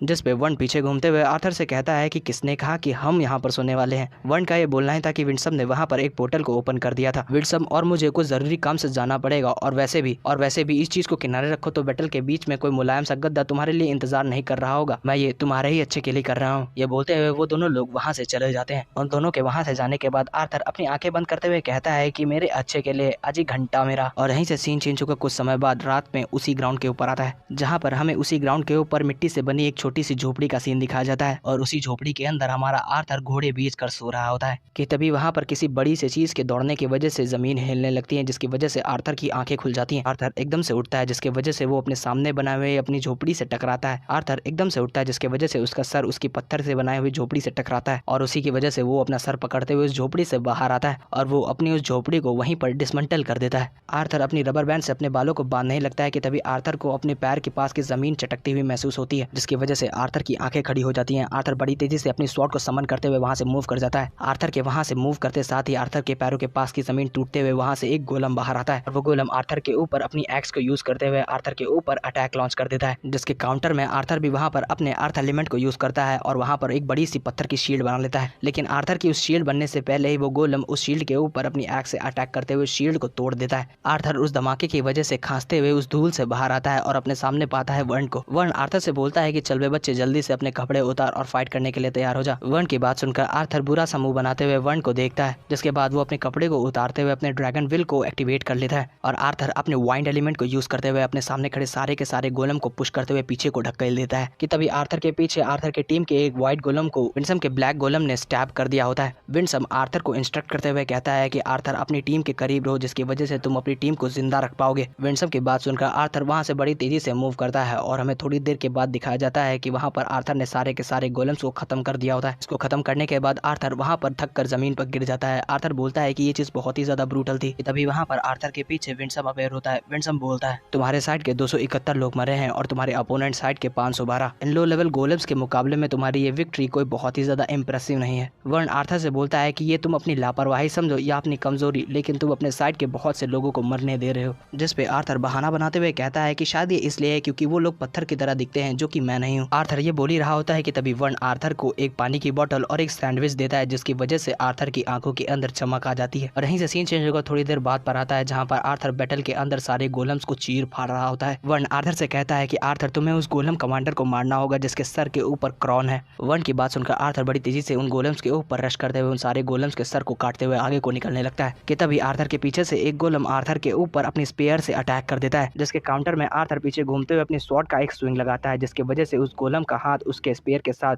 कट कर और डिफ्लेक्ट होकर दूर जाकर गिरता है। आर्थर उस पेयर वाले गोलम को संभाल ही रहा होता है कि तभी आर्थर के पीछे से एक शील्ड वाला गोलम आर्थर के ऊपर अपनी शील्ड लेकर रश कर देता है, जिसके काउंटर में आर्थर अपने थंडर एलिमेंट को अपने फीस्ट के अंदर यूज करते हुए उस गोलम की शील्ड के ऊपर एक पंच करता है, जिसकी वजह से वो गोलम टूट कर बिखर जाता है। आर्थर उस गोलम को खत्म ही कर पाया होता है कि तभी आर्थर के पीछे एक गोलम अपनी एक्स से आर्थर के ऊपर अटैक कर देता है कि तभी आर्थर की टीम का गोलम अपनी शील्ड लेकर उस गोलम के अटैक को ब्लॉक कर लेता है और उसी ब्लैक गोलम के पीछे आर्थर का एक और व्हाइट गोलम अपनी एक्स से अटैक कर उस ब्लैक गोलम को बीच से फाड़ देता है। वर्न आर्थर से बोलता है कि बैटल के बीच में तुम्हारे पास बहुत सारे अलाइज होंगे और एज अ मेन प्लेयर होने के नाते तुमको ही चूज करना होगा कि तुम ऑफेंस जाओगे या फिर डिफेंस करोगे। और इस तरफ वन की बातें सुनते हुए आर्थर उन सारे गोलम्स को काटते पीटते आगे बढ़ रहा होता है। स्टार्टिंग होती है और हमें दिखा जाता है आर्थर को, जो अपने सामने खड़े सारे के सारे गोलम्स को काटते पीटते आगे बढ़ रहा था। उन सारी फाइट से थकने के बाद आर्थर वहां पर अपना खाना खाते हुए रेस्ट करने लगता है और वर्न की फाइट को एनालाइज कर डायरी के अंदर लिख रहा था। आर्थर वर्न से बोलता है कि मैं उन पत्थर के गोलम्स के प्रति कोई भी एम्पैथी फील नहीं करता, भले ये मेरी टीम में हो या ना हो, मैं चाहकर भी इनके प्रति कुछ फील नहीं कर पा रहा हूँ कि ये मेरी टीम के हैं। आर्थर की बात सुनकर वर्न बोलता है कि मैं इस चीज को अपने ध्यान में रखूंगा, अभी के लिए तुम रेस्ट करो क्योंकि कल का दिन तुम्हारे लिए कोई ईजी नहीं होने वाला। की बात सुनकर थकने की वजह से आर्थर वहीं पर लेट जाता है और आंखें बंद कर वहीं पर आर्थर सो जाता है। और यहीं से सीन चेंज होकर सुबह कुछ हलचल होने की वजह से आर्थर की आंखें खुलती हैं। आर्थर तुरंत से अपनी स्वॉर्ड को समन करते हुए उठते हुए अपनी फाइटिंग की पोजीशन में आ जाता है, लेकिन अपने सामने का नजारा देखकर आर्थर की आंखें खड़ी हो जाती हैं। अगर जो बैकग्राउंड से आवाज आ रही हो तो उसके लिए मुझे माफ कर देना। आर्थर जब अपने सामने देखता है तो वो पाता है उसके सामने एक पर्सन जिसके सर के ऊपर हॉर्न है और उसने एक ब्लैक कलर का आर्मर पहन रखा है। वो पर्सन आर्थर की तरफ देखते हुए एक डेविलियस सी स्माइल दे रहा होता है। उसके लुक्स को देखकर लग नहीं रहा होता है कि वो एक ह्यूमन है या फिर कोई असुरा। उसी पर्सन ने अपने हाथ के अंदर एक लड़की को उसके गले से पकड़ा हुआ होता है। वो लड़की दर्द के मारे छटपटा रही होती है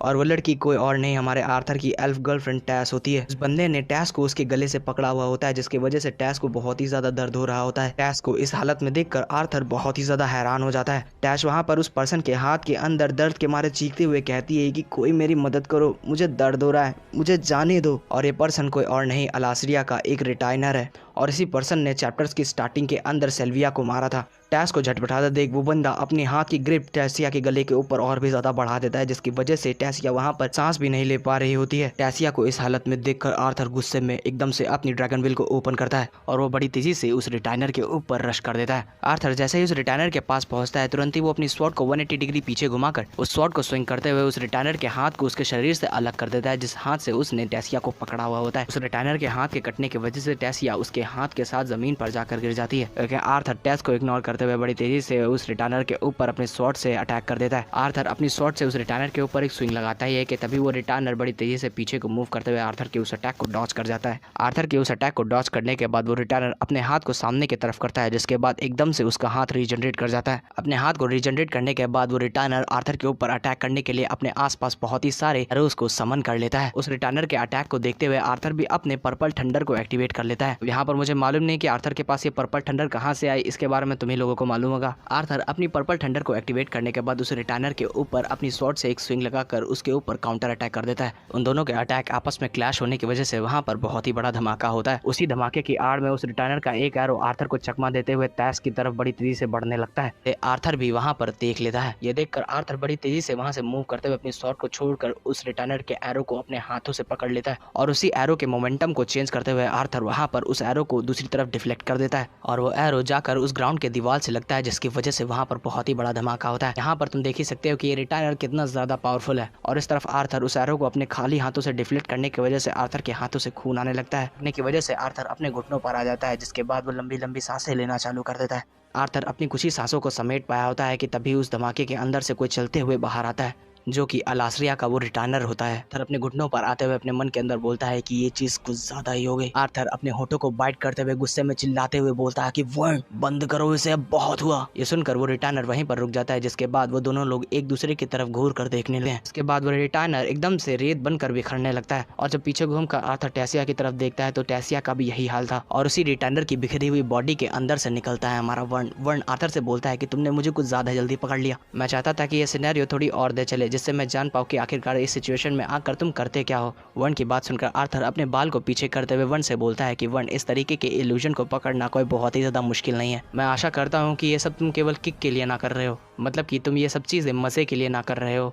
आर्थर की बात सुनकर वर्न अपना मुंह बनाते हुए कहता है कि आखिरकार ट्रेनिंग में किसको किक मिलती है, लेकिन ऐसा हो सकता है जब सिखाने का तरीका इम्प्रॉपरेट हो। वर्न बोलता है क्या ये किसी तरीके का डिसिप्लिनरी एक्शन है जो तुम जैसे लेसर बीइंग एक दूसरे के ऊपर इम्प्लाई करते हो, जिस पे आर्थर बोलता है नहीं, ये एक तरीके की कहावत है। वर्न अपने हाथों को हिलाते हुए बोलता है कि ये सब छोड़ो और जरा अपनी तरफ देखो, तुमने अपना क्या हाल बना लिया है। केवल उस एल्फ लड़की को बचाने के लिए तुमने अपनी कितनी सारी एनर्जी का रेकलेसली यूज कर दिया। जिस पे आर्थर बोलता है कि वर्न, मानो चाहे ना मानो, लेकिन मेरे पास कुछ ऐसे लोग हैं जिनकी जान मेरे लिए बहुत ही ज्यादा इंपॉर्टेंट है, यहाँ तक मेरी खुद की जान से भी ज्यादा। ये तो केवल एक छोटा सा एनर्जी सोर्स था। और आर्थर की ये सारी बातें वर्न मुंह बनाते हुए आर्थर को देखते हुए सुन रहा था। आर्थर की बात सुनकर वर्न अपनी मुंडी हिलाते हुए बोलता है कि हाँ, मुझे मालूम है, इवन दो फीमेल के साथ बॉन्ड और मीट करना हम असुरास के लिए भी बहुत ज्यादा इंपॉर्टेंट है। वर्न के मुंह से मीटिंग की बात सुनकर आर्थर बहुत ही शर्मा जाता है। आर्थर हकलाते हुए बोलता है कि क्या मीट?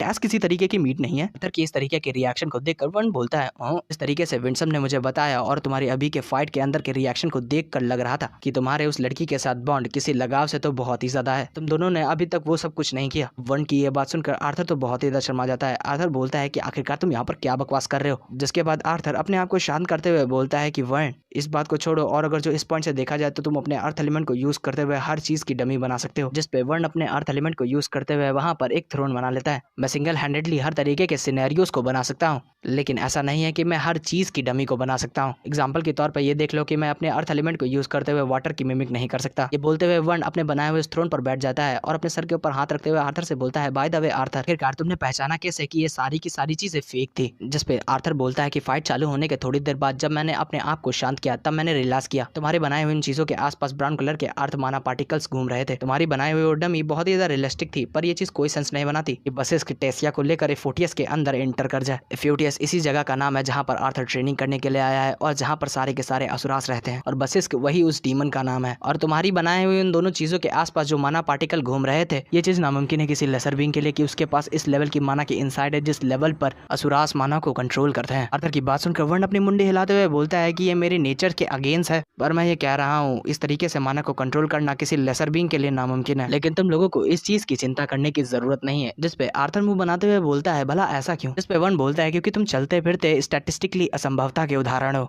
तुम्हारे पास इस तरीके की इनीट एबिलिटी है कि तुम चारों एलिमेंट की वर्किंग को कॉम्प्रिहेंड कर पाओ। उसके ऊपर यहाँ पर डिविएट एलिमेंट्स के फॉर्म है। इसका मतलब तो यहाँ पर मुझे भी सही से नहीं मालूम, शायद ये यहाँ पर पर्पल थंडर के बारे में बात कर रहा है। और अगर जो इस चीज को कंसीडर किया जाए तो एथर की मिस्ट्री को समझने के लिए तुम्हारे पास चारों एलिमेंट्स की कम्प्रिहेंशन होना नेसेसरी है। मतलब कि एथर की मिस्ट्री को समझने के लिए तुम्हारे पास चारों एलिमेंट का होना कंपलसरी है, और अगर जो तुम्हारे पास चारों एलिमेंट नहीं है तो तुम एथर की मिस्ट्री को नहीं समझ सकते। अगर जो इसे सिंपल सी भाषा में कहा जाए तो तुम एक चलती फिरती दुकान हो।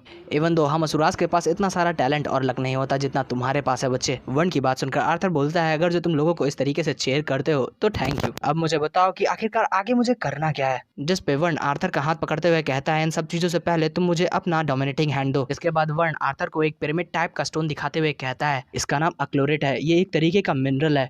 मानोगे तो ये एक रेयर चीज है, और अगर जो नहीं मानोगे तो एक पत्थर के टुकड़े से ज्यादा और कुछ नहीं। ये चीज एक अच्छी रिफाइनिंग और सिंथेसाइजेशन के बाद रिमार्केबल चीजों को करने के कैपेबल है, जो कि मैंने इसके ऊपर पहले से कर रखा है। तुम्हें मालूम है जब मैंने कहा था कि मैं शॉट्स को फोर्स नहीं करता, मैं उन्हें क्रिएट करता हूँ, ठीक उसी तरीके से ये जेम और सही टूल की मदद से मैं एक वेपन को ग्रो कर सकता हूँ। जिस पे आर्थर बोलता है कि ग्रो करेगा मतलब कि जैसे कोई प्लांट ग्रो करता है उसी तरीके से। जिस पे आर्थर कुछ ऐसा मुंह बनाते हुए लंबी सी सांस छोड़ते हुए कहता है, अगर जो तुम्हारे लेसर दिमाग के अंदर चीजें इस तरीके से बैठती हैं तो इसी तरीके से मानो। वर्न बोलता है, किसी के वेपन को बनाने के लिए नॉर्मली मैं डेकेड्स लगा देता हूँ, मतलब दसियों सालों लगा देता हूँ, और उनकी फाइट्स को एनालाइज करने के बाद तब उनके लिए मैं एक वेपन बनाता हूँ। पर यहाँ पर जो सर्कमस्टेंसेस हैं वो अलग हैं, इसीलिए मैं यहाँ पर इस चीज पे गैम्बल करने पे मजबूर हो चुका हूँ। आर्थर कंफ्यूज होते हुए वर्न से पूछने ही वाला होता है कि आखिरकार उसके कहने का मतलब क्या है कि तभी वर्न आर्थर के हाथों के अंदर उस स्टोन को धंसा देता है। उस स्टोन को एकदम से हाथ में धंसाने की वजह से आर्थर के दर्द के मारे चीख निकल जाती है। आर्थर कहता है कि आखिरकार वार्निंग तो देनी थी, जिसपे वर्ण अपने हाथों से ब्लड को साफ करते हुए बोलता है, मुझे माफ करना, मैं ना काउंट करना भूल गया। वर्ण बोलता है कि मैंने इस अक्लॉरिड के अंदर लेडी सेल्वी के शेल और लेडी सेल्विया के फेदर को सिंथेसाइज कर दिया। ये दोनों चीज ऐसी हैं जिसकी वजह से तुम अभी यहाँ पर हो। जिसके बाद वर्ण आर्थर के सर के ऊपर फिर से फ्लिक करते हुए आर्थर से कहता है, तुम्हारी हर मूव, एक्शन, सोच और तुम्हारी बॉडी के चेंजेस के ऊपर डिपेंड करेगा कि तुम्हारा वेपन किस तरीके का बन के बाहर आएगा।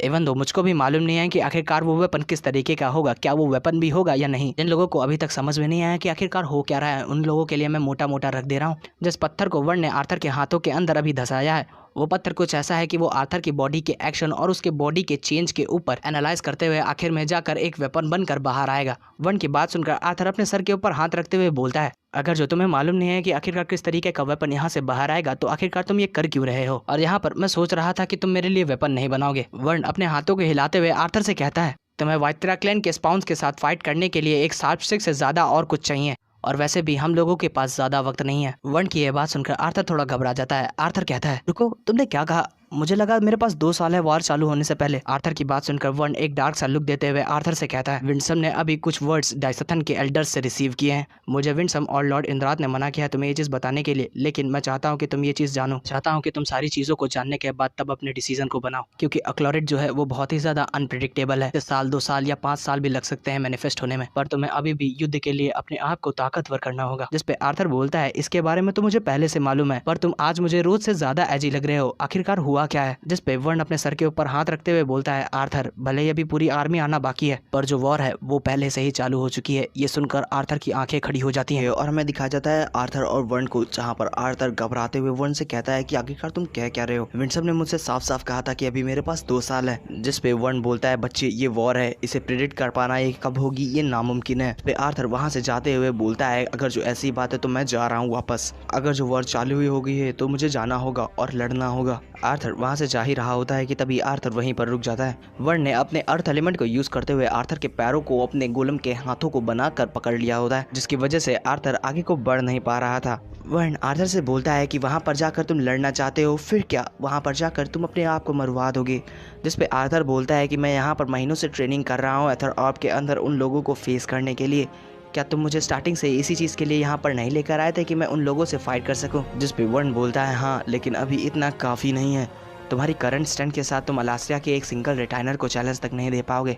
1 साल, तुम मुझे केवल 1 साल दो। केवल 1 ही साल में मैं तुम्हें इतना कैपेबल बना दूंगा कि तुम उन अलास्ट्रियन रिटाइनर्स को अच्छी तरीके से फेस कर पाओ। जिसपे आर्थर भी ना चाहते हुए वर्ण की इस बात को गुस्से में दांत बीच कर मान जाता है और यहीं से सीन चेंज होकर फ्लाइंग कासल पर आता है। जिसपे टैसिया बोलती है कि ग्रैंडफादर, मैं कह रही हूँ कि मैं फाइट करना चाहती हूँ। जिसपे टैसिया के ग्रैंडफादर बोलते हैं, मैं भी कह रहा हूँ कि तुम नहीं कर सकती। पीछे से एल्डर भी ग्रैंडपा वेरेन के हाँ में हाँ मिलाते हुए बोलता है, टैसिया, तुम्हारे ग्रैंडफादर सही कह रहे हैं, तुम्हें बैटलफील्ड पर भेजना ये जरूरी नहीं है, और तो और ये बहुत ही ज्यादा रिस्की है। जिसपे टैसिया बोलती है, लेकिन आखिरकार कब तक? आप ही ने खुद से मुझसे कहा था कि मैं पहले से बहुत ही ज्यादा स्ट्रांग हूँ। जिसपे एल्डर बोलता है, हाँ मैंने कहा था, लेकिन अभी भी ये उतना काफी नहीं है। एल्डर की ये बात सुनकर गुस्से में टैसिया अपनी दांतों को भींचते हुए वहाँ से बाहर चली जाती है। टैसिया के वहाँ से जाने के बाद ग्रैंडपा वेरेन अपने सर के ऊपर हाथ रख लेते हैं। ग्रैंडपा वेरेन एल्डर से बोलते हैं, क्या ये सच में सही था? पे एल्डर बोलता है, तुम्हें भी पता है तुम्हारी पोती आर्थर के लिए कितनी ज्यादा मायने रखती है। इससे फर्क नहीं पड़ता कि हम असुरास उसे और कितने सालों तक ट्रेनिंग दे, उस लड़की का बैटलफील्ड पर होना आर्थर की जजमेंट को ऊपर नीचे कर सकता है। और यही पर हमें टैसिया को दिखाया जाता है, जो गुस्से में उस रूम से बाहर निकल कर कहीं को जा रही होती है। टैसिया चलते हुए एक गेट के पास आ जाती है, जहाँ पर 2 गार्ड खड़े हुए होते हैं। टैसिया को वहाँ पर देखकर वो गार्ड तुरंत ही बोलते हैं कि आखिरकार कौन सी ऐसी चीज है जो प्रिंसेस को यहाँ तक खींच लाए। जिसपे टैसिया उन दोनों गार्ड को गेट को ओपन करने के लिए बोलती है। टैसिया की ये बात सुनकर उनमें से एक गार्ड बोलता है, मुझे माफ कर देना प्रिंसेस, लेकिन हमें हायर अप से कोई भी ऐसा कमांड नहीं मिला है कि कोई बाहर जा रहा है। उस गार्ड का ये बोलना है था कि तभी पीछे से आवाज आती है, तुम गेट को खोलो। वो आवाज किसी और की नहीं, सभी लेंसों में से एक लेंस वारिया की थी। वारिया उन गार्ड से बोलती है, गेट को खोलो, वो मेरे साथ बाहर जा रही है। वारिया की ये बात सुनकर वो दोनों गार्ड एक दूसरे की तरफ देखने लगते हैं, जिसके बाद वो मान जाते हैं। वो गार्ड गेट के सामने खड़े होकर कुछ इंचैंटमेंट करने लगते हैं, जिसकी वजह से उस गेट के बीच में लगा क्रिस्टल अचानक से चमकने लगता है, जिसके तुरंत ही बाद वो गेट वहाँ पर खुल जाता है। गेट के खुलने के बाद वो गार्ड उन दोनों लोगों से उनकी डेस्टिनेशन पूछता है, मतलब कि वो लोग कहाँ पर जा रहे हैं। ये सुनने के बाद वारिया टैसिया की तरफ देखने लगती है, जो देखकर टैसिया भी समझ जाती है कि वो उससे पूछ रही है कि आखिरकार वो कहाँ जानी चाहती है। टैसिया वहाँ पर अपनी डेस्टिनेशन इटेस्टिन सिटी को बोलती है। इसके तुरंत ही बाद वो दोनों लोग उस गेट के अंदर एंटर कर जाते हैं। है और यहीं से सीन चेंज होकर इटिस्टिन सिटी पर आता है जो कि काफी ज्यादा खूबसूरत थी। वैसे यहाँ पर इटिस्टिन सिटी के बारे में बहुत कुछ बताया है और ये आगे चलकर कुछ मेन चीजों में भी काम आएगी, इसीलिए तुम थोड़ा बहुत इसके बारे में समझ लो। मैं तुम लोगों को आसानी शब्दों में समझा देता हूँ।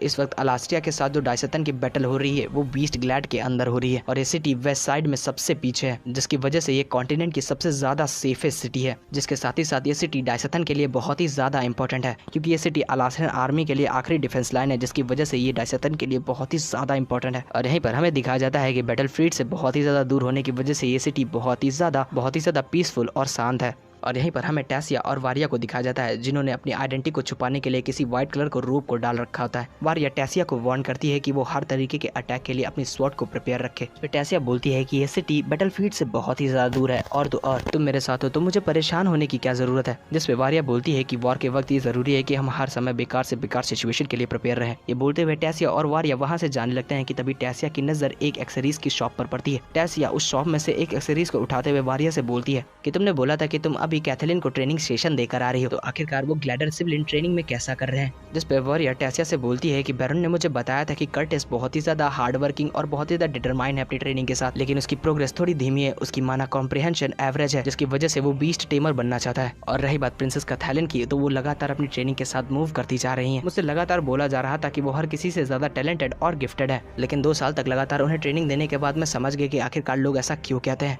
जिस पे टेसिया बोलती है कि हाँ वो गिफ्टेड होंगी, लेकिन सबसे ज्यादा नहीं। यहाँ पर टेसिया ने ये चीज आर्थर के बारे में बोली है। जिस पे टेसिया की ये बात सुनकर वारिया बोलती है कि हाँ मैं उस लड़के के बारे में तो भूल ही गई। लड़का आर्थर वो तो एक डिफरेंट ही सब्जेक्ट है। मैं केवल इमेजिन ही कर सकती हूँ कि उन असुरास के साथ ट्रेनिंग करने के बाद आखिरकार वो क्या बनकर बाहर आएगा। मैं होप करती हूँ कि वो आर्मी के लिए प्रिपेयर हो। जिस पे टेसिया भी अपने सर को हिलाते हुए बोलती है कि हाँ। टेसिया अपने सर को जब इधर उधर घुमाती है तो वो पाती है कि वहाँ पर समय में कुछ गार्ड ठहाके लगाते हुए वहाँ पर गॉसिप्स कर रहे थे। उनको देखने के बाद टेसिया वारिया से बोलती है कि तुमको क्या लगता है कि अलास्ट्रियन आर्मी यहाँ तक नहीं पहुंच सकती। मेरे ग्रैंडफादर ने मुझे बताया था कि डायरेक्टर सिंथिया ने बोला है कि अलास्ट्रिया डाइसतन की वेस्ट में है। इस हिसाब से अगर जो देखा जाए तो ये इटिस्टिन स्टेट हमारे एनिमीज से बहुत ही ज्यादा करीब है। जिस पे वारिया बोलती है हाँ, लेकिन उन्होंने ये भी बोला था कि उनके पास कोई भी ऐसी टेक्नोलॉजी या फिर उनके पास कोई भी ऐसे इक्विपमेंट नहीं है कि वो पूरे समंदर को क्रॉस कर यहाँ तक पहुंच पाए, इसलिए वो कोई और मेथड का यूज करेंगे। वो लोग टेलीपोर्टेशन गेट से आ सकते हैं, जिसे उन लोगों ने बीस्ट ग्लैड के अंदर छुपा रखा है। टेसिया अपने मन के अंदर बोलती है कि डायरेक्टर एल्ड्रिन ने उस कर्स को ब्रेक कर दिया जो डायरेक्टर सिंथिया को रोक रहा था उनके होमलैंड की इन्फॉर्मेशन को देने के लिए, और उसी वजह से डायरेक्टर सिंथिया इस वक्त अभी कोमा में है। इस वॉर ने मेरे और मेरे ग्रैंडफादर के बीच के रिलेशन में दरार डाल दी है, और ऐसा नहीं है कि अकेले मैं ही यहाँ पर फ्रस्ट्रेटेड हूँ। ग्रैंडफादर और काउंसिल अपनी पूरी कोशिश कर रहे हैं कि वो लोगों को समझा पाए। डॉर्फ्स के किंग और क्वीन के मरने की वजह से डॉर्फ्स ने रिबिलियन को लॉन्च कर दिया था, जिसकी वजह से काउंसिल इसी चीज पे काम कर रहा है कि वो अलायंस को वापस से रीगेन कर पाए। टेसिया इसी के बारे में अपने मन के अंदर सोच रही होती है कि तभी टेसिया के पीछे से कोई दौड़ते हुए आ रहा होता है और बोलता है देख के जल्दी से किनारे हट जाओ। ये बोलते साथ ही वो पर्सन टेसिया से भिड़ने ही वाला होता है कि तभी टेसिया उस पर्सन के हाथ को पकड़कर अपनी स्वॉर्ड को बाहर निकालते साथ ही उस पर्सन को जमीन पर गिराते ही उस पर्सन के ऊपर अपनी स्वॉर्ड को तान देती है। उस पर्सन को जमीन पर गिराने के बाद टेसिया की नजर जब उस पर्सन के फेस के ऊपर जाती है तो वो बहुत ही ज्यादा हैरान हो जाती है, क्योंकि वो पर्सन कोई और नहीं अमेली होती है। बाय द वे जिन लोगों को नहीं मालूम अमेली के बारे में, उन लोगों को मैं बता दूं कि अमेली टेसिया की अकेडमी की फ्रेंड है। टेसिया को वहाँ पर देखकर अमेली के आंखों में आंसू आ जाते हैं। तो एकदम से उठते हुए प्रिंसेस बोलते हुए टेसिया को गले से लगा लेती है, जिसके साथ ही अमेली की नजर जब पीछे खड़ी वारिया के ऊपर जाती है तो वो वारिया को भी ग्रीट करती है। एमिली को अचानक से जमीन पर गिराने की वजह से एमिली के हाथ में जितने भी सारे पेपर्स थे वो सारे जमीन पर बिखर गए थे, जिसकी वजह से टेसिया उन सारे पेपर्स को समेटने लगती है और एमिली से बोलती है कि तुमको देखकर अच्छा लगा मेरी। टेसिया अपने इस बिहेवियर की वजह से एमिली से माफी मांगती है, जिसपे एमिली बोलती है कि इसमें तुम्हारी कोई गलती नहीं है, इसीलिए माफी मत मांगो। एमिली बोलती है कि मेरे हाथों में इतनी सारी चीजें थी कि मैं समझ ही नहीं पाया कि आखिरकार मैं जा कहाँ पर रही हूँ। बिसाइड इसके ये चीज बहुत ही ज्यादा फनी थी, तुमको पता ही है कि मैं छोटी छोटी चीजों से एकदम से डर जाती हूँ। एमिली टेसिया से बात ही कर रही होती है कि तभी एमिली अचानक से घबरा जाती है। एमिली बोलती है अरे मैं यहाँ पर टाइम वेस्ट नहीं कर सकती, मुझे जाना होगा। ये बोलते हुए एमिली अपने पैर को झाड़ते हुए वहाँ पर उठ जाती है। एमिली को अचानक से इस तरीके से बिहेव करता देख टेसिया एमिली से बोलती है कि आखिरकार क्या हुआ, जिसपे एमिली बोलती है कि ये पेपर्स कुछ इंपॉर्टेंट है, इसे मास्टर गार्डियन ने काउंसिल के लेंस से रिक्वेस्ट कर मंगाए हैं। एमिली की बात सुनकर टेसिया और वारिया दोनों एक दूसरे की तरफ देखने लगते हैं, जिसपे वारिया वहाँ पर नॉड करती है। वारिया से इशारा पाकर टेसिया एमिली से पूछती है क्या हम भी तुम्हारे साथ आ सकते हैं। यहीं से सीन चेंज होकर उन तीनों लोगों पर आता है जो एमिली के साथ कहीं पर जा रहे होते हैं। यहीं पे रास्ते पे चलते हुए जब टेसिया एमिली की तरफ देखती है तो एमिली का फेस बहुत ही ज्यादा डल था। इसकी वजह से टेसिया वहाँ पर एमिली से थोड़ा फ्रैंक होते हुए बोलती है, फिर एमिली तुम और प्रोफेसर गार्डन आजकल क्या कर रहे हो, क्योंकि आजकल तुम कासल के अंदर दिखाई ही नहीं पड़ती। जिसपे एमिली मुंह बनाते हुए बोलती है कि तुम उन्हें प्रोफेसर मत बोलो, फ्यूचर जनरेशन के एजुकेटर होना तो छोड़ो, मेरी न्यूली जॉब ऐसी है जिसे हार्डली अच्छा कंसीडर किया जाता है। मैं तो भूल ही चुकी हूँ कि आखिरकार मैंने प्रोफेसर को उनके एक्सप्लोजन के अंदर से कितनी बार बाहर निकाला है। जिसके बाद एमिली टेसिया से पूछती है, मेरा छोड़ो, आजकल तुम क्या कर रही हो प्रिंसेस। इस पे टेसिया मुंह फुलाते हुए बोलती है कि एमिली मैं तुमको कितनी बार बोलूं कि तुम मुझे प्रिंसेस मत बोला करो, तुम्हें पता है कि मैं इस चीज से कितना ज्यादा हेट करती हूँ और तुमको जरा सा भी आइडिया नहीं है कि मैं कितनी ज्यादा चीजों से गुजर रही हूँ, तुम्हें पता भी नहीं है कि उस कासल के अंदर मेरा कितना ज्यादा दम घुटता है। जिस पे एमिली टेसिया को टॉन्ट मारते हुए कहती है कि हाँ कासल का हाल कितना ज्यादा नैरो है और कासल के हिसाब से उसकी सफाई भी बहुत ही ज्यादा लो है। मैंने सुना है कि फ्लाइंग कासल अब पहले जैसे नहीं रहा। जिस पे टेसिया हंसते हुए बोलती है कि तुम अपने आप को कुछ ज्यादा ही क्लेवर समझ रही हो। जिसके बाद वहाँ पर एमिली अपने मास्टर की बुराई करने लगती है और टेसिया अपने ग्रैंडफादर की।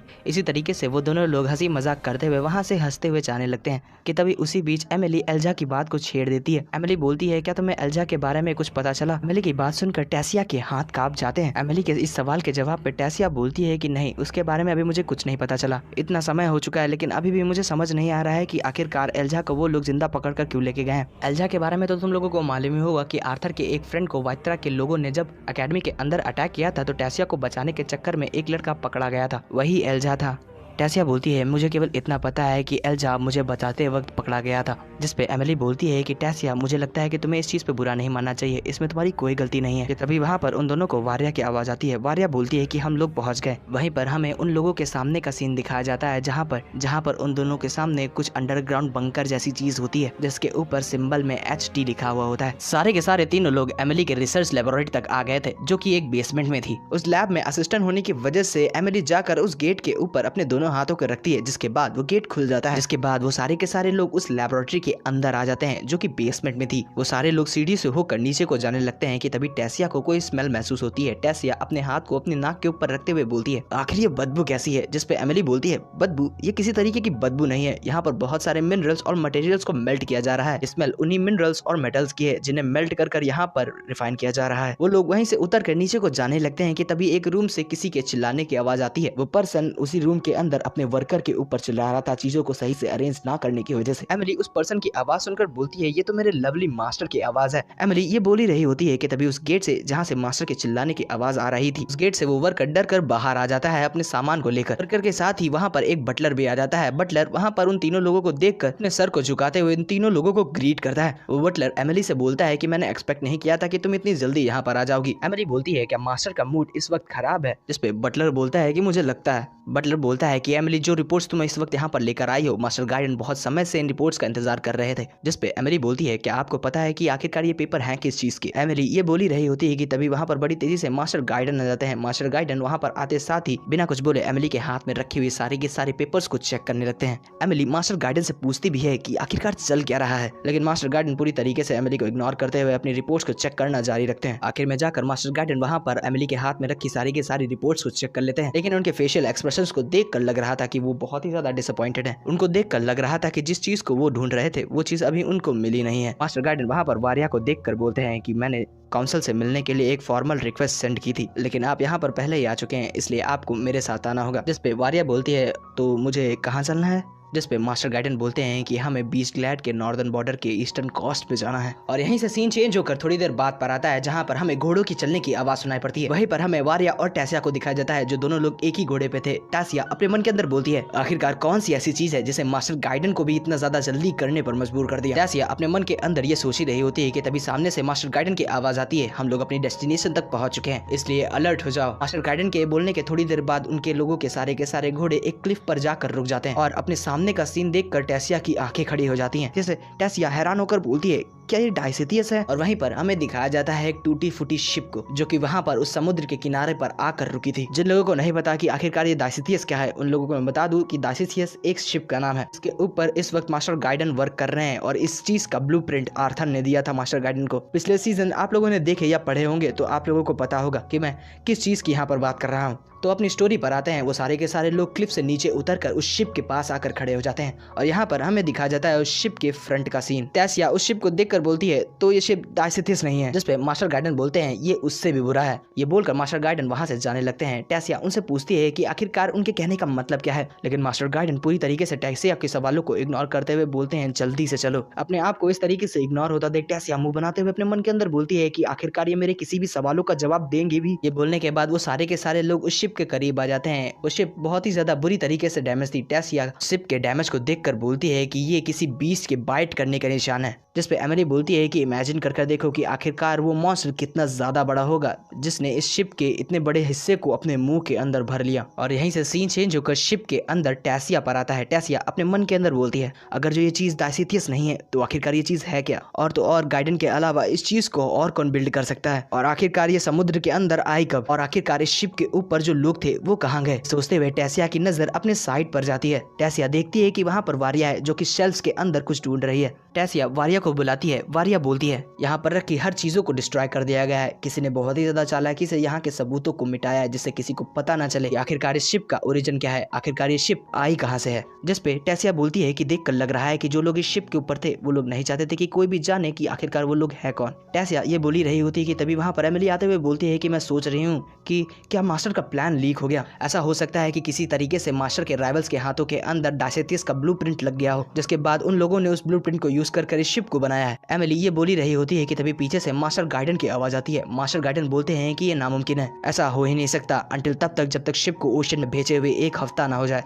इसके बारे में मुझे नहीं पता है, लेकिन ऐसा भी नहीं है कि कोई एडवेंचरर इस शिप को यहाँ पर लेकर आए हैं। ये समुद्री तूफान की वजह से मुड़कर यहाँ पर आई है, और ऐसा होना नामुमकिन है कि हमारा ब्लूप्रिंट हमारे एम्पायर से बाहर लीक हो जाए। जिसपे एमिली बोलती है लेकिन इस शिप के ऊपर के क्रू मेंबर्स का क्या वो सारे के सारे मर गए या फिर वो सारे के सारे भाग गए। जिसपे मास्टर गाइडन बोलते हैं नहीं, यहाँ पर कोई ना कोई तो रुका था। मास्टर गाइडन वहाँ पर जमीन पर बैठते हुए बोलते हैं कि यहाँ पर कोई भी तरीके का किसी भी तरीके का एविडेंस नहीं बचा। इस शिप के ऊपर जो क्रू था वो नहीं चाहता था कि कोई भी जाने कि वो लोग कौन है और वो लोग इस शिप के ऊपर क्या लेकर जा रहे थे। मास्टर गाइडन ये बोल ही रहे होते हैं कि तभी पीछे से वारिया की आवाज आती है। वारिया बोलती है कि मैंने इस शिप को जब पहली बार देखा था तभी से मुझे शक था, लेकिन मैं चाहती हूँ कि आप इस चीज को कंफर्म करें। जिसपे मास्टर गाइडन उस शिप के ऊपर बनाई हुई रिपोर्ट्स को अपने बटलर से लेते हुए कहते हैं इन रिपोर्ट्स को रीड करने के बाद जो मैं सोच रहा हूँ मैं चाहता हूँ वो कभी सही ना हो, लेकिन अगर जो मैं सही में बताऊं तो मुझे नहीं लगता कि मैं जो सोच रहा हूं वो चीज गलत है। मास्टर गाइडन बोलते हैं कि शिप के ऊपर बचा खुचा हर चीज को एग्जामिन करने के बाद मुझे लगता है कि ये शिप ना डायसिथियस है और ना इसके ऊपर कोई डायसिथन से था। मास्टर गाइडन की बात सुनकर एमिली घबरा जाती है। एमिली कांपती हुई आवाज में बोलती है मास्टर आपके कहने का मतलब क्या।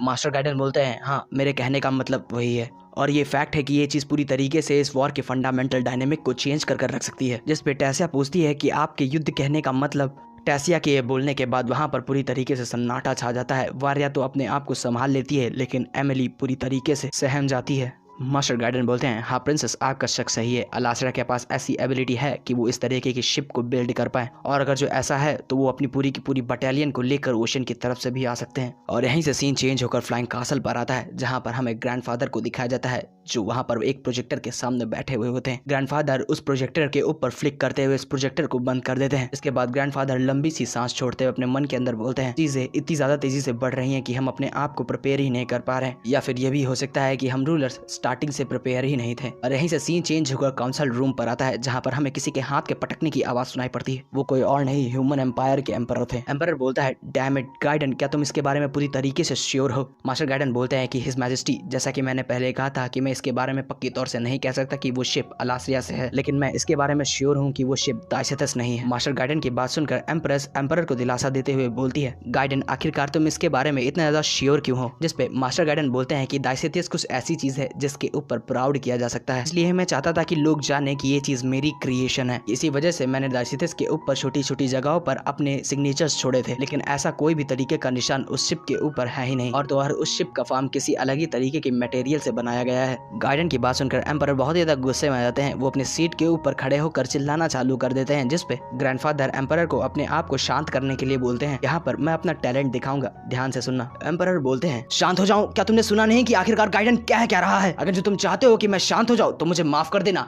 ये जानने के बाद मैं शांत नहीं रह सकता कि हमारे एनिमीज के पास खुद की अपनी एक बैटलशिप है। वो अब पूरी तरीके से सक्षम है कि वो अपने हजारों सैनिक समुद्र के जरिए डायसेथन में भेज सके। क्या उन बीस्ट क्लैड के डंजन के अंदर हरामखोर बीस्टों के साथ डील करना कम था, जो अब हमारे सर पर एक और नई आफत आकर पड़ी है। पर इसी तरीके से वहां पर चिल्ला रहे होते हैं कि तभी वहां पर एल्डर बोलता है, बहुत हुआ। एल्डर की आवाज को सुनकर एम्पर वहीं पर शांत हो जाता है और मैं भी यहाँ पर अपनी एक्टिंग को बंद कर रहा हूँ क्योंकि मेरा इस तरीके से बात करने की वजह से गला दर्द करने लगा है। एल्डर बोलता है, वारिया तुम इस मैटर के बारे में क्या कहना चाहोगी? जिस पे वारिया बोलती है कि वेल, मैं डायसेथस के कंस्ट्रक्शन के बारे में तो कुछ नहीं जानती, लेकिन मैं वहाँ के आर्टिफैक्ट्स के साथ एग्री करती हूँ। वहाँ के सारे सबूत गायब हैं, जो कि खुद इस चीज को कंफर्म करने के लिए काफी हैं। इस पे एम्प्रेस बोलती हैं कि ऐसा भी तो हो सकता है कि ये किसी तरीके का ट्रैप हो अलास्ट्रिया के द्वारा। ऐसा भी तो हो सकता है कि वो हमारे ट्रूप्स को तोड़ना चाहते हैं। जिस पे एल्डर बोलता है कि अगर जो अलास्ट्रिया का गोल्ड हमारे ट्रूप्स को डिवाइड करना होता तो ये ज्यादा सेंसेबल होता कि वो लोग अपनी शिप को वेस्टर्न कोस्ट के अंदर छोड़ते। इस तरीके से वो लोग हम लोगों को सोचने पे मजबूर कर देते कि वो लोग अटैक करने वाले हैं। टैसिया की मदर बोलती हैं, और तो और ओशन के टाइड इतनी जल्दी चेंज हो रहे हैं, ये मिरेकल है कि हम लोग उस शिप को पहले ही ढूंढ पाए। सीन की स्टार्टिंग होती है और हमें ग्रैंडफादर को दिखाया जाता है जो बहुत ही ज्यादा अपसेट दिख रहे होते हैं। ग्रैंडफादर अपने मन के अंदर बोलते हैं, ये सोचना कि अलास्ट्रियन आर्मी के पास अब अपनी खुद की एक शिप है जिसकी मदद से वो लोग समुद्र के जरिए यहाँ पर हजारों की तादाद में अपने सोल्जर्स भेज सकते हैं, जिसमें से एक शिप में टैसिया होकर भी आ चुकी है। मैं इस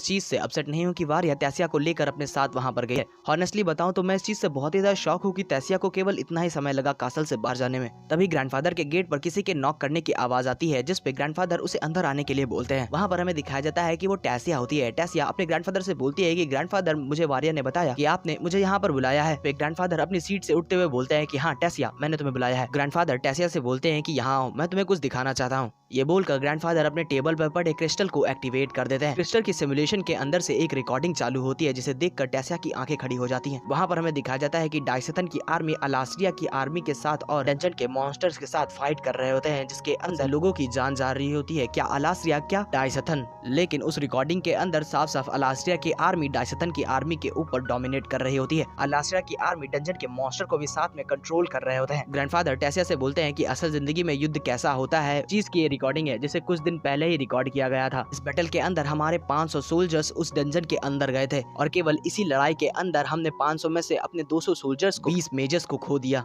ग्रैंडफादर टैसिया से बोलते हैं कि मैं ही वो था जो इन लोगों को ऑर्डर दिया था डंजन में जाने के लिए, इसलिए अब उन सोल्जर्स की मौत की जिम्मेदारी भी मेरे कंधों पर है। वॉर अभी ही चालू हुई है, लेकिन मैंने अभी से ही ऐसे डिसीजन लिए हैं जिसकी वजह से मैं अपनी पूरी जिंदगी भर अपने आप को माफ नहीं कर पाऊंगा। इसे चाहे तुम जो समझो, लेकिन तुम्हारे ग्रैंडफादर होने के नाते ये मेरा स्वार्थ था कि मैं तुम्हें सेफ रखना चाहता था, ये जानते हुए भी कि तुम वॉर में कितनी ज्यादा मददगार हो सकती हो। अपने ग्रैंडफादर के मुंह से ये बात सुनकर टैसिया थोड़ी उदास हो जाती है। ग्रैंडफादर टैसिया से बोलते हैं कि टैसिया, इसमें कोई दो राय नहीं है कि तुम बहुत ही ज्यादा अच्छी और टैलेंटेड मेज हो और बीते 2 सालों के अंदर तुमने लगातार ट्रेनिंग कर अपने आप को बहुत ही ज्यादा ग्रो कर लिया है, लेकिन इस चीज से जरा सा भी फर्क नहीं पड़ता कि तुम कितनी ज्यादा पावरफुल हो। केवल एक अकेली हो, तुम्हारी एक छोटी सी गलती बहुत बड़ा बखेड़ा खड़ा कर सकती है, जिसकी वजह से ही मैंने तुम्हें वॉर के अंदर पार्टिसिपेट करने से फॉरबिडेड किया था। फॉरबिडेड मतलब पाबंद। इसीलिए ये बोलकर ग्रैंडफादर अपने हाथ के अंदर एक सेबर ले लेते हैं, लेकिन अब नहीं। के बाद ग्रैंडफादर एक खतरनाक सा एक्सप्रेशन देते हुए बोलते हैं कि टैसिया, यहाँ पर एक छोटी सी झलक देखने के बाद भी कि तुम्हें बैटलफील्ड के अंदर क्या क्या झेलना पड़ेगा, तुम अभी भी वॉर के अंदर भाग लेना चाहती हो। जिस पे टैसिया भी बहुत ही ज्यादा कॉन्फिडेंस के साथ अपने सर को नोट करते हुए हाँ में जवाब देती है। ये सुनते साथ ही ग्रैंडफादर के हाथ में जो सेबर थी, ग्रैंडफादर उस सेबर को टैसिया की तरफ फेंक देते हैं, जिससे टैसिया भी बहुत ही ज्यादा अच्छे अंदाज से उस सेबर को कैच कर लेती है। ग्रैंडफादर टैसिया से बोलते हैं, अगर जो ऐसी बात है तो तुम मुझे अपने आप को साबित करो, मुझे प्रूफ करके दिखाओ कि तुम सक्षम हो। और यहीं से सीन चेंज होकर बैटल ग्राउंड पर आता है, जहाँ पर एक तरफ ग्रैंडफादर खड़े होते हैं और एक तरफ टैसिया। ग्रैंडफादर यहाँ पर टैसिया के साथ डुएल करने वाले थे, जिसके रूल्स वो टैसिया को बता रहे होते हैं। ग्रैंडफादर अपनी पावर्स को एक्टिवेट करते हुए टैसिया से बोलते हैं कि मेरे हिसाब से तुम इस डुएल के सारे रूल को समझ गई होगी, जिसे देखते साथ ही टैसिया भी अपने ग्रास एलिमेंट को एक्टिवेट करते हुए बोलती है कि हाँ मैं समझ गई। टैसिया की ये बोलने की देरी थी कि ग्रैंडफादर अपने आप को पूरी तरीके से ट्रांसफॉर्म करते हुए टैसिया के ऊपर लॉन्च कर देते हैं। ग्रैंडफादर काफी तेजी से अपनी स्पीड का इस्तेमाल करते हुए टैसिया के करीब पहुंचकर अपने सेबर से टैसिया के ऊपर स्टैप करने की कोशिश करते हैं, लेकिन टैसिया ने बड़ी आसानी से ग्रैंडफादर के उस अटैक को डॉज कर लिया था, जिसे डॉज करते साथ ही टैसिया भी अपनी कांटों से भरी बेलों के साथ ग्रैंडफादर के ऊपर अटैक करती है। लेकिन ग्रैंडफादर भी बड़ी तेजी से मूव करते हुए उन बेलों के गैप के अंदर जाकर उन सारे के सारे बेलों के उस अटैक को डॉज कर लेते हैं। ग्रैंडफादर ने टैसिया के उस अटैक को डॉज ही किया होता है कि तभी ग्रैंडफादर के पैरों के नीचे की जमीन क्रैक करना चालू कर देती है, जिसे महसूस करते साथ ही ग्रैंडफादर वहाँ से बड़ी तेजी से मूव करते हुए हट जाते हैं। हालांकि ग्रैंडफादर वहां से हट जाते हैं, लेकिन टेसिया की बेली लगातार ग्रैंडफादर का पीछा कर रही होती है और उनके ऊपर अटैक करने की कोशिश कर रही होती है। लेकिन ग्रैंडफादर भी टेसिया के सारे के सारे अटैक को बड़ी आसानी से पीछे हटते हुए डॉज करते जा रहे होते हैं कि तभी अचानक से ग्रैंडफादर के पीछे टेसिया अपेयर होती है और अपने स्वॉर्ड से ग्रैंडफादर के ऊपर अटैक करने लगती है। लेकिन ग्रैंडफादर भी बड़ी तेजी से पीछे को घूमते हुए टेसिया के उस अटैक को अपनी सेबर को सामने कर टेसिया के उस अटैक को ब्लॉक कर लेते हैं, जिसके तुरंत ही बाद ग्रैंडफादर अपनी क्लॉक को शश कर पीछे लेके जाते हैं और टेसिया के हाथ को झट से पकड़ लेते हैं और उसी हाथ को पकड़कर जमीन पर बहुत ही ज्यादा फोर्स के साथ टेसिया को पटक देते हैं। लेकिन टेसिया ने भी अपनी बेलों की मदद से अपने आप को वहां पर उस अटैक के इम्पैक्ट से बचा लिया होता है। टेसिया अपनी बेलों के जरिए अपने आप को लिफ्ट करते हुए ऊपर को लेके जाती है और बड़ी तेजी से घूमते हुए अपनी सेबर के साथ ग्रैंडफादर के ऊपर एक स्लैश लगा देती है, जिसे ग्रैंडफादर ने अपनी सेबर को सामने करते हुए ब्लॉक कर लिया होता है। लेकिन उसका इम्पैक्ट इतना ज्यादा था कि ग्रैंडफादर घिसटते हुए पीछे चले जाते हैं। टेसिया के इस अटैक की वजह से ग्रैंडफादर इंप्रेस हो जाते हैं। ग्रैंडफादर टेसिया से बोलते हैं, तुम्हारी पावर्स के ऊपर तुम्हारा कंट्रोल बहुत ही ज्यादा अच्छा हो चुका है, जिसे सुनकर टेसिया भी स्माइल कर देती है, जिसके साथ ही साथ वो दोनों लोग अपने फुल पोटेंशियल के साथ एक दूसरे के ऊपर अटैक करना चालू कर देते हैं। कभी टेसिया ग्रैंडफादर के ऊपर अटैक करती है और ग्रैंडफादर उसे ब्लॉक करते हैं, कभी ग्रैंडफादर उसके ऊपर अटैक करते हैं और टेसिया उसे ब्लॉक करती है। ग्रैंडफादर टेसिया के ऊपर अपनी सेबर के साथ एक स्लैश लगाते हैं, बदले में टेसिया ने भी ग्रैंडफादर के ऊपर अपनी बेलों के साथ अटैक कर दिया होता है। लेकिन तभी अचानक से टेसिया की आंखें हरे कलर में ग्लो करना चालू कर देती हैं और टेसिया की बेलों ने ग्रैंडफादर के उस स्ट्राइक को ब्लॉक कर लिया होता है, जिसे देखते साथ ही ग्रैंडफादर बड़ी तेजी से पीछे हट जाते हैं और हमें दिखाया जाता है कि टेसिया की बेलों ने तरीके से टेसिया को कवर कर दिया होता है। ये देखकर ग्रैंडफादर घबरा जाते हैं। ग्रैंडफादर को पिछली बातें याद आने लगती हैं, जहाँ पर टेसिया की पावर आउट ऑफ कंट्रोल हो गई थी, इसकी वजह से टेसिया की खुद की जान खतरे में आ गई थी। ये देखकर कि टेसिया के साथ वापस से कुछ वैसा ही हो रहा है, ग्रैंडफादर बहुत ज्यादा घबरा जाते हैं। ग्रैंडफादर चीखते हुए टेसिया का नाम बुलाते हैं। तभी टेसिया अपनी बेलों के बनाए हुए शील्ड से बाहर आ जाती है और उस वक्त पर टेसिया अपनी माना के अंदर बहुत ही ज्यादा ग्लो कर रही होती है। टेसिया की आंखों के पास ग्रीन कलर के कुछ टैटू अपेयर हो जाते हैं, जो कि उसकी पावर्स का कोई सेकंड फेस था। टेसिया अपने हाथ को पीछे घुमाती है कि तभी वहां पर टेसिया की माना से बनी हुई एक सेबर बन जाती है, बट टेसिया अपनी दूसरी वाली सेबर के अंदर अपने माना को इन्फ्यूज करती है और ग्रैंडफादर के ऊपर अपनी दोनों सेबर्स के साथ अटैक कर देती है। टेसिया अपने ग्रैंडफादर से बोलती है कि ग्रैंडफादर केयरफुल रहना। टेसिया घूमते हुए ग्रैंडफादर के ऊपर एक डाउनवर्ड स्लैश मारती है, जिसे ग्रैंडफादर ने बड़ी मुश्किल के साथ अपनी सेबर को सामने करते हुए ब्लॉक कर लिया था। लेकिन तभी ग्रैंडफादर अपनी सेबर से हल्का सा पुश करते हुए टेसिया के उस अटैक को काउंटर कर लेते हैं। टेसिया अपने अटैक को करने के बाद जैसे ही जमीन पर लैंड करती है कि तभी ग्रैंडफादर बड़ी तेजी से टेसिया के बगल में आ जाते हैं, जिसे टेसिया भी महसूस कर लेती है। ग्रैंडफादर लगातार टेसिया के ऊपर अपनी स्वॉर्ड के साथ अटैक करने लगते हैं, जिसके काउंटर में टेसिया भी अपनी सेबर के साथ ग्रैंडफादर के वो सारे के सारे अटैक को ब्लॉक करने लगती है। दोनों लोग अपनी पूरी दम लगाकर इस डुएल को जीतने की कोशिश कर रहे होते हैं। एक दूसरे के ऊपर इतनी ज्यादा पावर के साथ अटैक करने की वजह से दोनों लोग एक दूसरे के अटैक की वजह से घायल हो रहे होते हैं। लेकिन यहाँ पर हमें टेसिया को थोड़ा डिसएडवांटेज में देखते हैं, जहाँ पर टेसिया अपनी पावर्स का सेकंड फेस यूज कर रही थी, जिसकी वजह से उसका स्टेमिना बहुत ही ज्यादा खत्म हो जाता है। टेसिया ने अपने हाथ के अंदर जिस माना से अपनी सेबर बनाई थी वो टेसिया के हाथ से डिसअपेयर हो जाती है। देखकर ग्रैंडफादर की टेसिया थकी हुई है। ग्रैंडफादर टेसिया के चिन के ऊपर अपनी एक किक मारते हैं और उसके हाथ को पकड़कर जमीन पर गिरा देते हैं और इसी तरीके से डुएल खत्म हो जाती है, जिसके अंदर ग्रैंडफादर जीत गए थे।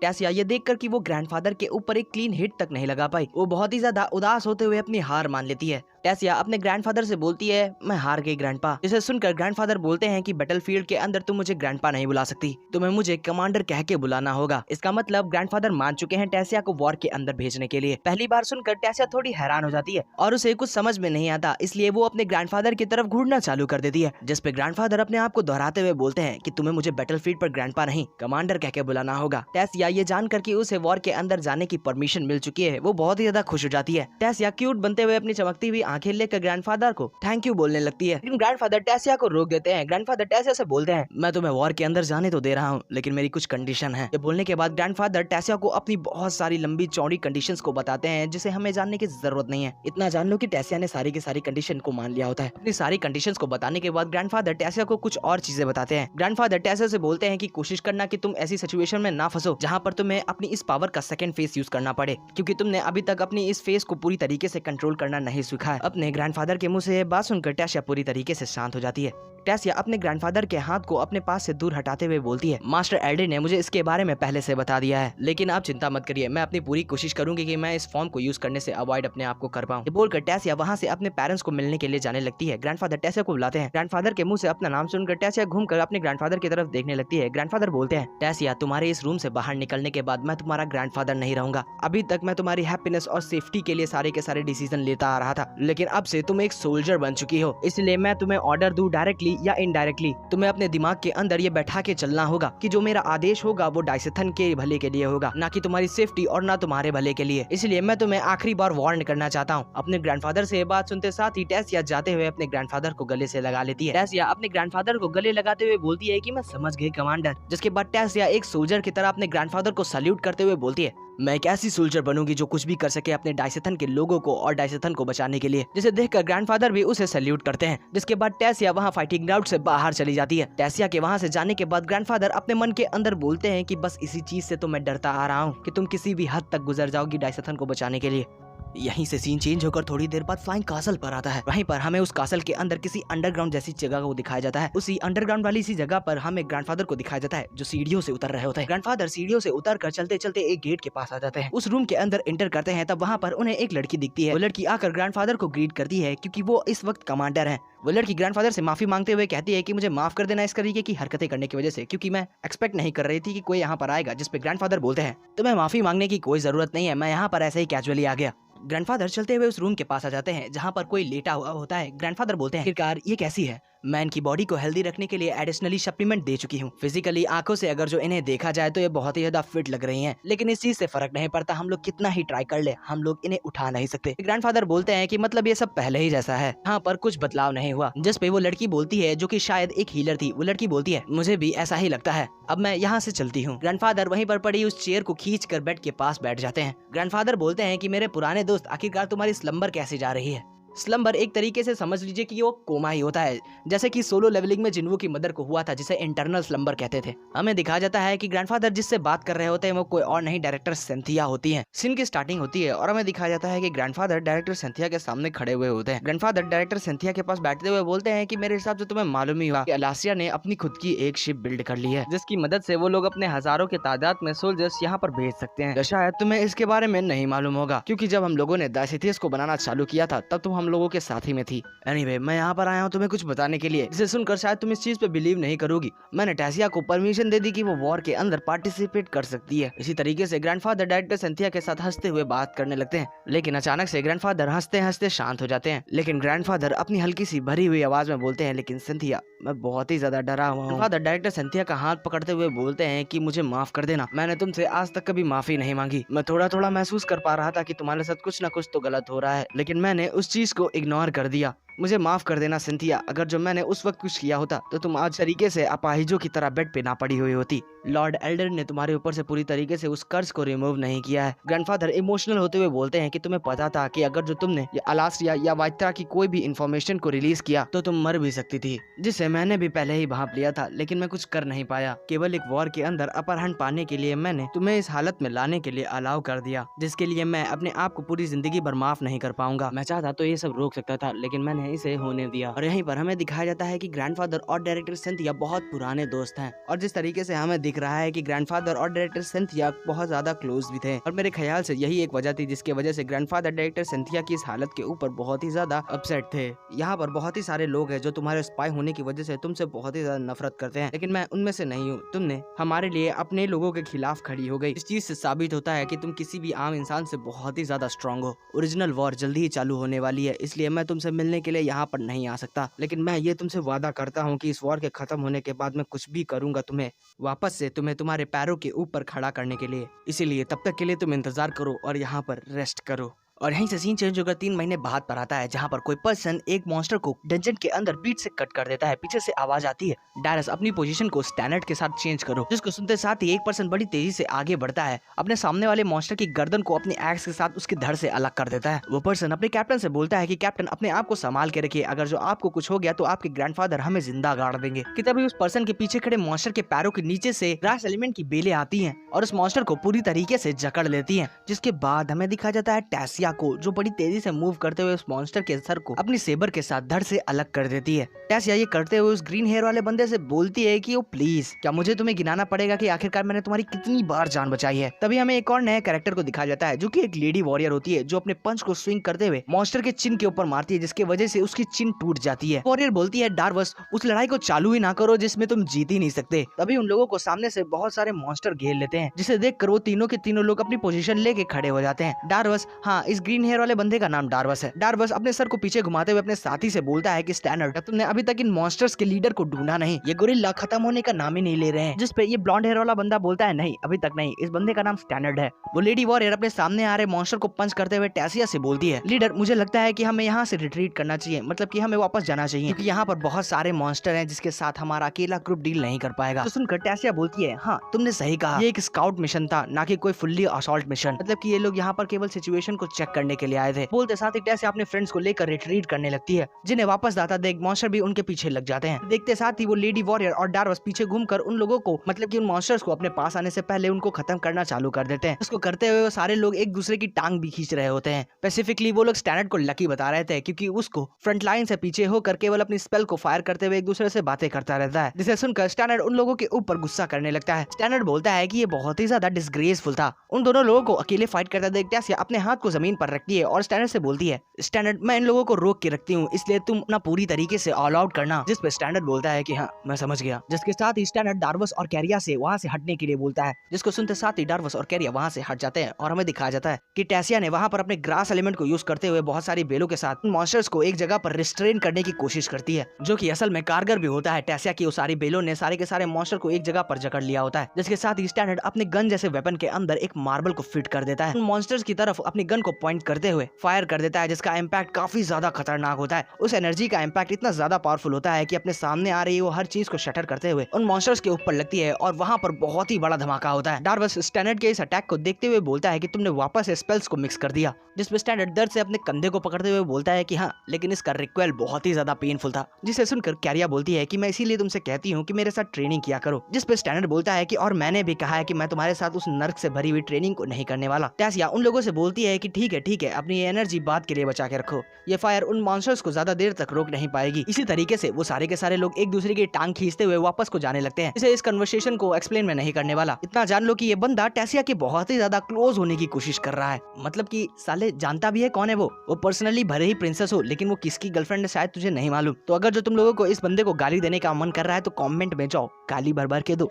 ना मुझे नहीं, डार्वस को, क्योंकि मैं तो भाभी के सपोर्ट में हूँ। जिसके थोड़ी देर बाद हमें दिखाया जाता है कि टेसिया को छोड़कर वो तीनों के तीनों लोग एक दूसरे से लड़ते हुए एक बड़े से गेट के सामने आ जाते हैं।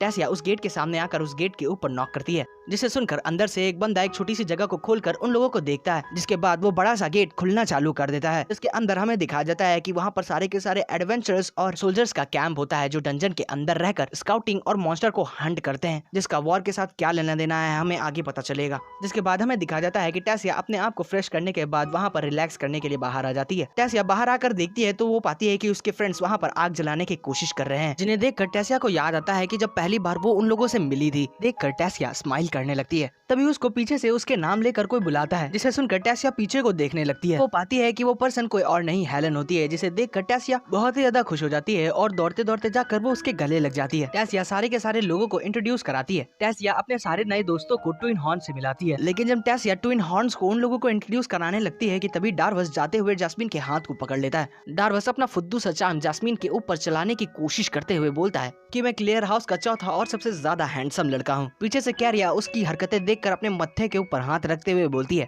जो चीज उसने बोला उसके साथ ही साथ सबसे ज्यादा बिगड़ैल, आलसी और सबसे ज्यादा घमंडी भी है। टेसिया वहाँ पर डार्वस को इंट्रोड्यूस कराते हुए बोलती है, डार्वस भले ही घमंडी है लेकिन उसके पीछे भी वजह है। माना कंट्रोलिंग के अंदर एक तरीके से प्रोडिजी है और तो और इसके रिफ्लेक्सेस भी बहुत ही ज्यादा अच्छे हैं। जिसके बाद टेसिया यहाँ पर कैरिया के बारे में बताने लगती है। कैरिया रेडे फैमिली से आती है, जिसे उसकी यूनिक गॉन्टलेट टेक्निक से जाना जाता है, और इस वक्त डार्वस और कैरिया दोनों लोग अपने सॉलिड येलो कोर स्टेज पर हैं। इसके साथ ही साथ हमें ये पता चलता है कि कैरिया की फैमिली जनरेशन से डार्वस की फैमिली को सर्व करती है, जिसकी वजह से कैरिया और डार्वस एक दूसरे को बचपन से जानते हैं और अब बहुत ही ज्यादा अच्छे फ्रेंड भी बन चुके हैं। टेसिया जब हम लोगों को इस बारे में बता रही होती है, एट द सेम पॉइंट पीछे बैकग्राउंड में कैरिया और डार्वस एक दूसरे से लड़ रहे होते हैं, जिन्हें लड़ता देख हेलन बोलती है कि तुम दोनों लोग टेसिया और आर्थर की तरह लगते हो, जिसे सुनकर सारे के सारे लोग वहाँ पर हंसने लगते हैं। उन लोगों को हंसता देख टेसिया बेचारी शर्मा जाती है और उसके गाल लाल लाल हो जाते हैं। वहीं पर पीछे खड़ा स्टैनर्ड भी अपने गन जैसे वेपन को साफ करते हुए हंस रहा होता है कि तभी वहाँ पर स्टैनर्ड के पास डर्डन आ जाता है, जिसको मैं अल्फा बोलूंगा। इतने लंबे चौड़े आदमी को अचानक से अपने सामने देखकर स्टैनर्ड थोड़ा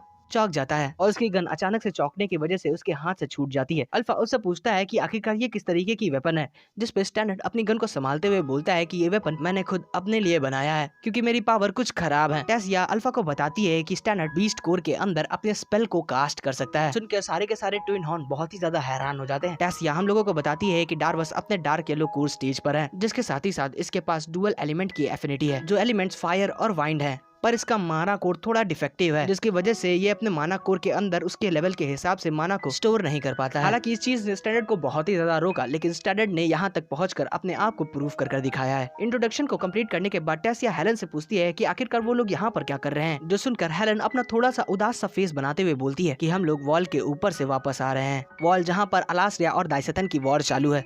हेलन बताती है कि वॉल की सिचुएशन बिगड़ती जा रही है, इसीलिए हम लोगों को यहाँ पर स्काउटिंग के लिए भेजा गया है और सबसे ज्यादा बेहतर यही होगा कि आने वाले डेंजर्स के लिए तुम अपने आप को पहले से प्रिपेयर कर लो। जिस पे स्टैंडर्ड कंफ्यूज होते हुए बोलता है कि आखिरकार तुम लोग ये क्या बोल रहे हो और आखिरकार तुम लोगों ने वॉल के ऊपर क्या देख लिया, जो सुनकर वहाँ पर सारे के सारे लोगों का सर उदासी से झुक जाता है। टेसिया बोलती है क्या तुम लोगों ने अलास्ट्रिया के मेजर्स के साथ फाइट की है, जिसकी वजह से तुम लोग ये सब बोल रहे हो। जिस पे हेलन बोलती है कि हाँ, हम लोगों ने फाइट की है, हम लोग 4 महीने से वॉल के ऊपर हैं, जो कि बीस्ट ग्लैड के अंदर है, जहाँ पर हम लोग लगातार अलास्ट्रियन आर्मी के साथ फाइट कर रहे हैं। और अगर जो मैं तुम्हें बताऊं तो मेज असली प्रॉब्लम नहीं है, असली प्रॉब्लम उनके द्वारा कंट्रोल किए जाने वाले बीस्ट हैं। जिसके साथी पे जैस्मिन बोलती है कि इसीलिए हायर अप्स ने यहाँ पर हमें भेजा है, क्योंकि डंजन्स के अंदर के एस क्लास के म्यूटेटेड माना बीस्ट इस वक्त अलास्ट्रिया के कंट्रोल में जा रहे हैं, जिसकी वजह से अलास्ट्रियन आर्मी उन म्यूटेटेड बीस्ट के नीचे की रैंक के हजारों की तादाद में बीस्ट को कंट्रोल कर रही है। इसीलिए हमें उन म्यूटेटेड बीस्ट को इसी केवरिन के अंदर मारना पड़ेगा, इससे पहले कि वो अलास्ट्रियन आर्मी के कंट्रोल में चले जाए। ये सुनकर वो सारे के सारे लोग थोड़े हैरान हो जाते हैं। टेसिया हेलन से बोलती है कि वॉल के ऊपर चल रहे युद्ध के बारे में क्या वो उसे और भी ज्यादा बता सकती है। टेसिया की बात सुनकर एडम अपने गुस्से में दांत पीसते हुए अपने ग्रुप से बाहर आते हुए बोलता है, देखो प्रिंसेस, ये कोई फेरी टेल नहीं है जो तुम्हारी नैनी आरामदायक बिस्तर के ऊपर तुम्हें सुलाते हुए सुनाती है। एक वॉर है जिसके अंदर दोनों साइड के लोग एक दूसरे को मारते हैं और मरते हैं। जो सुनकर टेसिया भी अपना सीरियस सा फेस बनाते हुए बोलती है कि एडम, मुझे भी पता है कि आखिरकार वॉर होती क्या है। यहाँ पर इन म्यूटेटेड बीस्ट को खत्म करने के बाद मुझे और मेरे ग्रुप को फ्रंट लाइन में भेजा जाएगा, इसलिए मैं केवल इन्फॉर्मेशन को कलेक्ट करना चाहती थी। टेसिया से जवाब पाकर एडम गुस्से में अपने दांत पीसते हुए टेसिया को घूरने लगता है। सिचुएशन और भी ज्यादा बिगड़ती उससे पहले ही जैस्मिन एडम के हाथ को पकड़कर एडम को पीछे खींच लेती है। जैस्मिन टॉपिक को चेंज करते हुए बोलती है कि अब मुझे लगता है कि हमें अपना कैंप लगाना चाहिए। टेसिया से बोलता है कि वो एडम की बातों का बुरा ना माने, वॉल के ऊपर की सिचुएशन बहुत ही ज्यादा टफ थी। एडम ने इस तरीके से रिएक्ट किया क्योंकि वो नहीं चाहता था कि तुम वहाँ की सिचुएशन के बारे में जानो। हेलन बोलती है कि म्यूटेटेड बीस्ट के मुकाबले अलासन आर्मी के सोल्जर्स बहुत ही ज्यादा अलग हैं। जहाँ पर म्यूटेटेड बीस्ट अपने आप को प्रोटेक्ट करने के लिए लड़ते हैं, वहीं पर अलासन आर्मी के सोल्जर केवल जान से खत्म करने के लिए लड़ते हैं, और जिस हिसाब से उनका नेचर है, उनके सामने सर्वाइव करने से अच्छा ही मर जाना है। हेलन की ये बात सुनकर स्टैंडर्ड थोड़ा कंफ्यूज हो जाता है। वो हेलन से पूछता है कि आखिरकार वो कहना क्या चाहती है। इसकी इस कंफ्यूजन को दूर करते हुए रोज बोलती है कि इन्फॉर्मेशन, वॉर के अंदर जो सबसे ज्यादा इंपॉर्टेंट चीज जो है वो है तुम्हारे अपोनेंट की इन्फॉर्मेशन। इसका मतलब अगर जो तुम उनके सामने सर्वाइव कर गए और उनके हाथों में लग गए तो फिर तुम्हें टॉर्चर किया जाएगा हमारी इन्फॉर्मेशन को जानने के लिए। यहाँ की लड़ाई काले और सफेद की जैसे है, जहाँ पर तुम अच्छे हो और म्यूटेटेड बीस्ट बुरे। लेकिन ये चीज पूरी तरीके से अलग होती है जब तुम एक इंसान से लड़ते हो जो कि तुम्हारे जैसे बात कर सकता है, चीख सकता है, रो सकता है और तुमसे भीख भी मांग सकता है अपनी जान की। इसलिए चीजों को बैटलफील्ड के ऊपर डिफरेंशिएट करना बहुत ज्यादा मुश्किल हो जाता है कि आखिरकार क्या सही है और क्या गलत। रोज की ये बात सुनकर टेसिया और स्टैंडर्ड अपने सर को नीचे झुका लेते हैं और वहाँ पर पूरा सन्नाटा छा जाता है। टेसिया वहाँ पर कुछ बोलने ही जा रही होती है कि तभी पीछे से किसी के चीखने की आवाज आती है। वो चीख सुनकर सारे के सारे लोग अलर्ट हो जाते हैं। हमें दिखाया जाता है कि एक सोल्जर के हाथों में दूसरा एक इंजर्ड सोल्जर होता है। हाथों में लेकर वो सोल्जर बोल रहा होता है कि जल्दी से कोई मेडिसिन लेकर आओ। यहीं से सीन चेंज होकर थोड़ी देर बाद इन्फर्मरी पर आता है, जहाँ पर उस सोल्जर की मलहम पट्टी हो रही होती है। तभी वहाँ पर उस इन्फर्मरी में टेसिया आती है, जिसे देखकर ब्राउन हेयर वाला बंदा बोलता है कि प्रिंसेस, आखिरकार आप यहाँ पर क्या कर रही हो? क्या आप कहीं से इंजर्ड हो?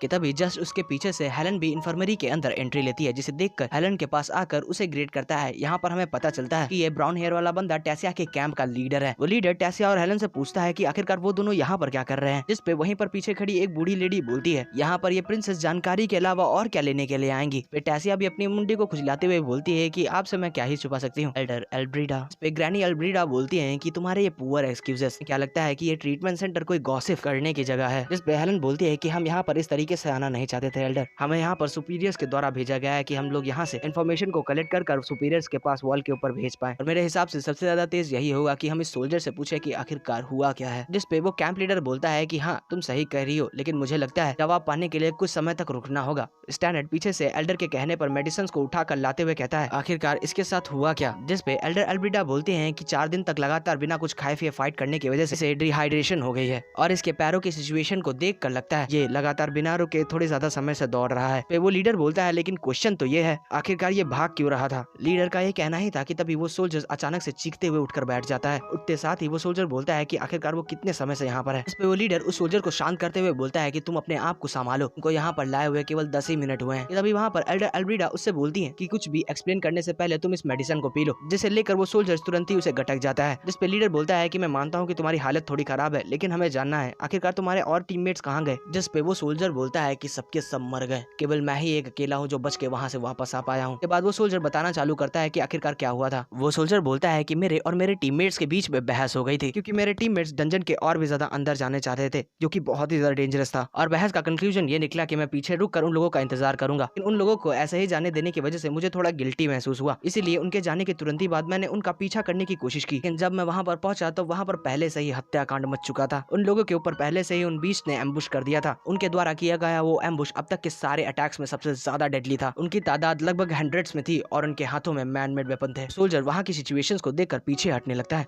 कि तभी वहां पर उसके पैरों की आवाज सुनकर जस्ट उसके पीछे एक मॉन्स्टर आ जाता है, जिससे डरकर वो अपने मुंह के ऊपर हाथ रखकर वहीं पर बनी एक दरार में छुप जाता है। वो सोल्जर बोलता है कि मैं केवल लकी था, लेकिन मुझे टेलीपोर्टेशन गेट को सेटअप करने के लिए कुछ दिनों तक वहीं पर छुपा रहना पड़ा। लेकिन मैं ये रिस्क लेना नहीं चाहता था कि हमारे उस टेलीपोर्टेशन गेट को यूज करने से पहले वो मॉन्स्टर उस गेट को डिस्ट्रॉय कर दे, इसलिए मैं यहाँ पर भागकर वापस आ गया। तो सुनकर उस लीडर का फेस काला पड़ जाता है और उस पर पसीने आने लगते हैं। लीडर बोलता है तुम्हारे कहने का मतलब ये तो नहीं।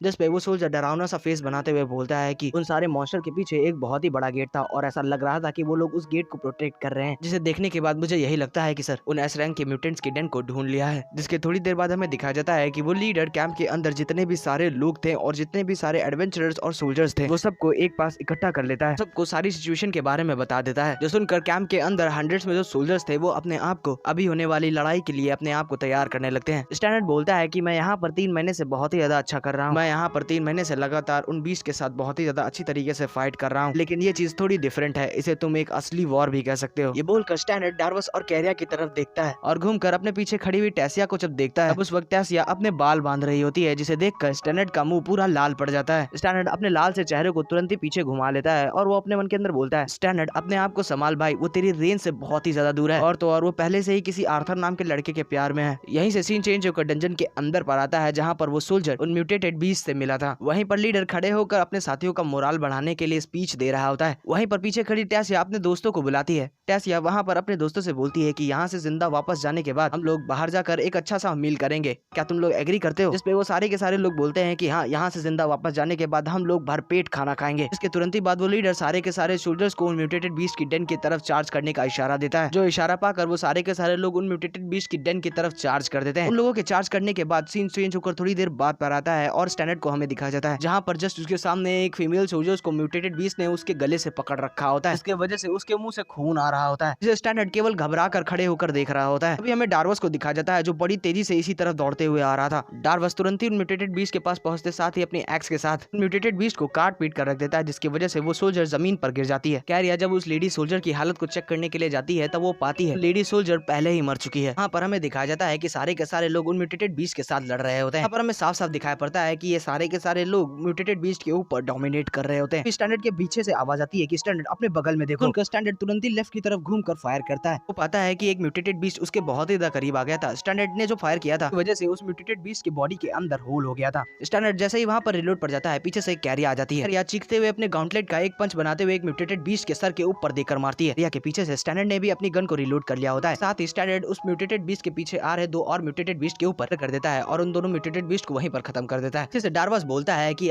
स्टैंडर्ड तुम कुछ तो काम आए। डार्वस की ये बात सुनकर स्टैंडर्ड बोलता है कि तुम अपनी बकवास बंद करो। कि तभी वहाँ पर कैरिया के सामने से 2 मॉन्स्टर उसको अप्रोच करने लगते हैं। कैरिया पीछे घूमकर अपने दोस्तों से बोलती है कि यहाँ पर थोड़ी मदद की जरूरत है। सुनकर डार्वस वहाँ पर उन मॉन्स्टर की तरफ अपनी एक्स को फेंक कर मारता है और स्टैंडर्ड अपनी बुलेट से एक फायर करता है। स्टैंडर्ड की वो बुलेट जाकर उस मॉन्स्टर के छाती के आर पार हो जाती है और डार्वस की वो एक्स उस मॉन्स्टर के सर के ऊपर जाकर लगती है, जिसकी वजह से उस मॉन्स्टर का सर फट जाता है और वो एक्स उसी सर के अंदर धंस जाती है। कैरिया समय न गंवाते हुए डार्वस की उस एक्स के ऊपर चढ़ जाती है। वहीं से लॉन्च करते साथ ही आगे के और भी ज्यादा मॉन्स्टर के ऊपर अपने गॉन्टलेट के साथ अटैक कर देती है। टेसिया वहाँ पर अपने ग्रास एलिमेंट को यूज करते हुए उन मॉन्स्टर्स के पैरों के पास से बेलों को निकालती है। सारे के सारे मॉन्स्टर्स को उन्हीं बेलों के अंदर जकड़ देती है। उन सारे के सारे मॉन्स्टर्स को अपने बेल के अंदर जकड़ने के बाद अपनी स्वॉर्डमैनशिप को यूज करते हुए दूसरे तरफ के मॉन्स्टर्स को काट पीट कर आगे को गुजर जाती है। अपनी तरफ के मॉन्स्टर्स को खत्म करने के बाद टेसिया डार्वस से बोलती है कि सारे के सारे मॉन्स्टर्स को एक तरफ इकट्ठा करो। तो सुनकर डार्वस अपनी एक्स को जमीन पर मारता है। टैसी एक्स को खींचते हुए जमीन को खोद कर एक आर्क बनाते हुए उन सारे के सारे मॉन्स्टर को एक जगह पर इकट्ठा करने लगता है, जिसे टैसिया ने बेलों के अंदर बांध कर रखा था।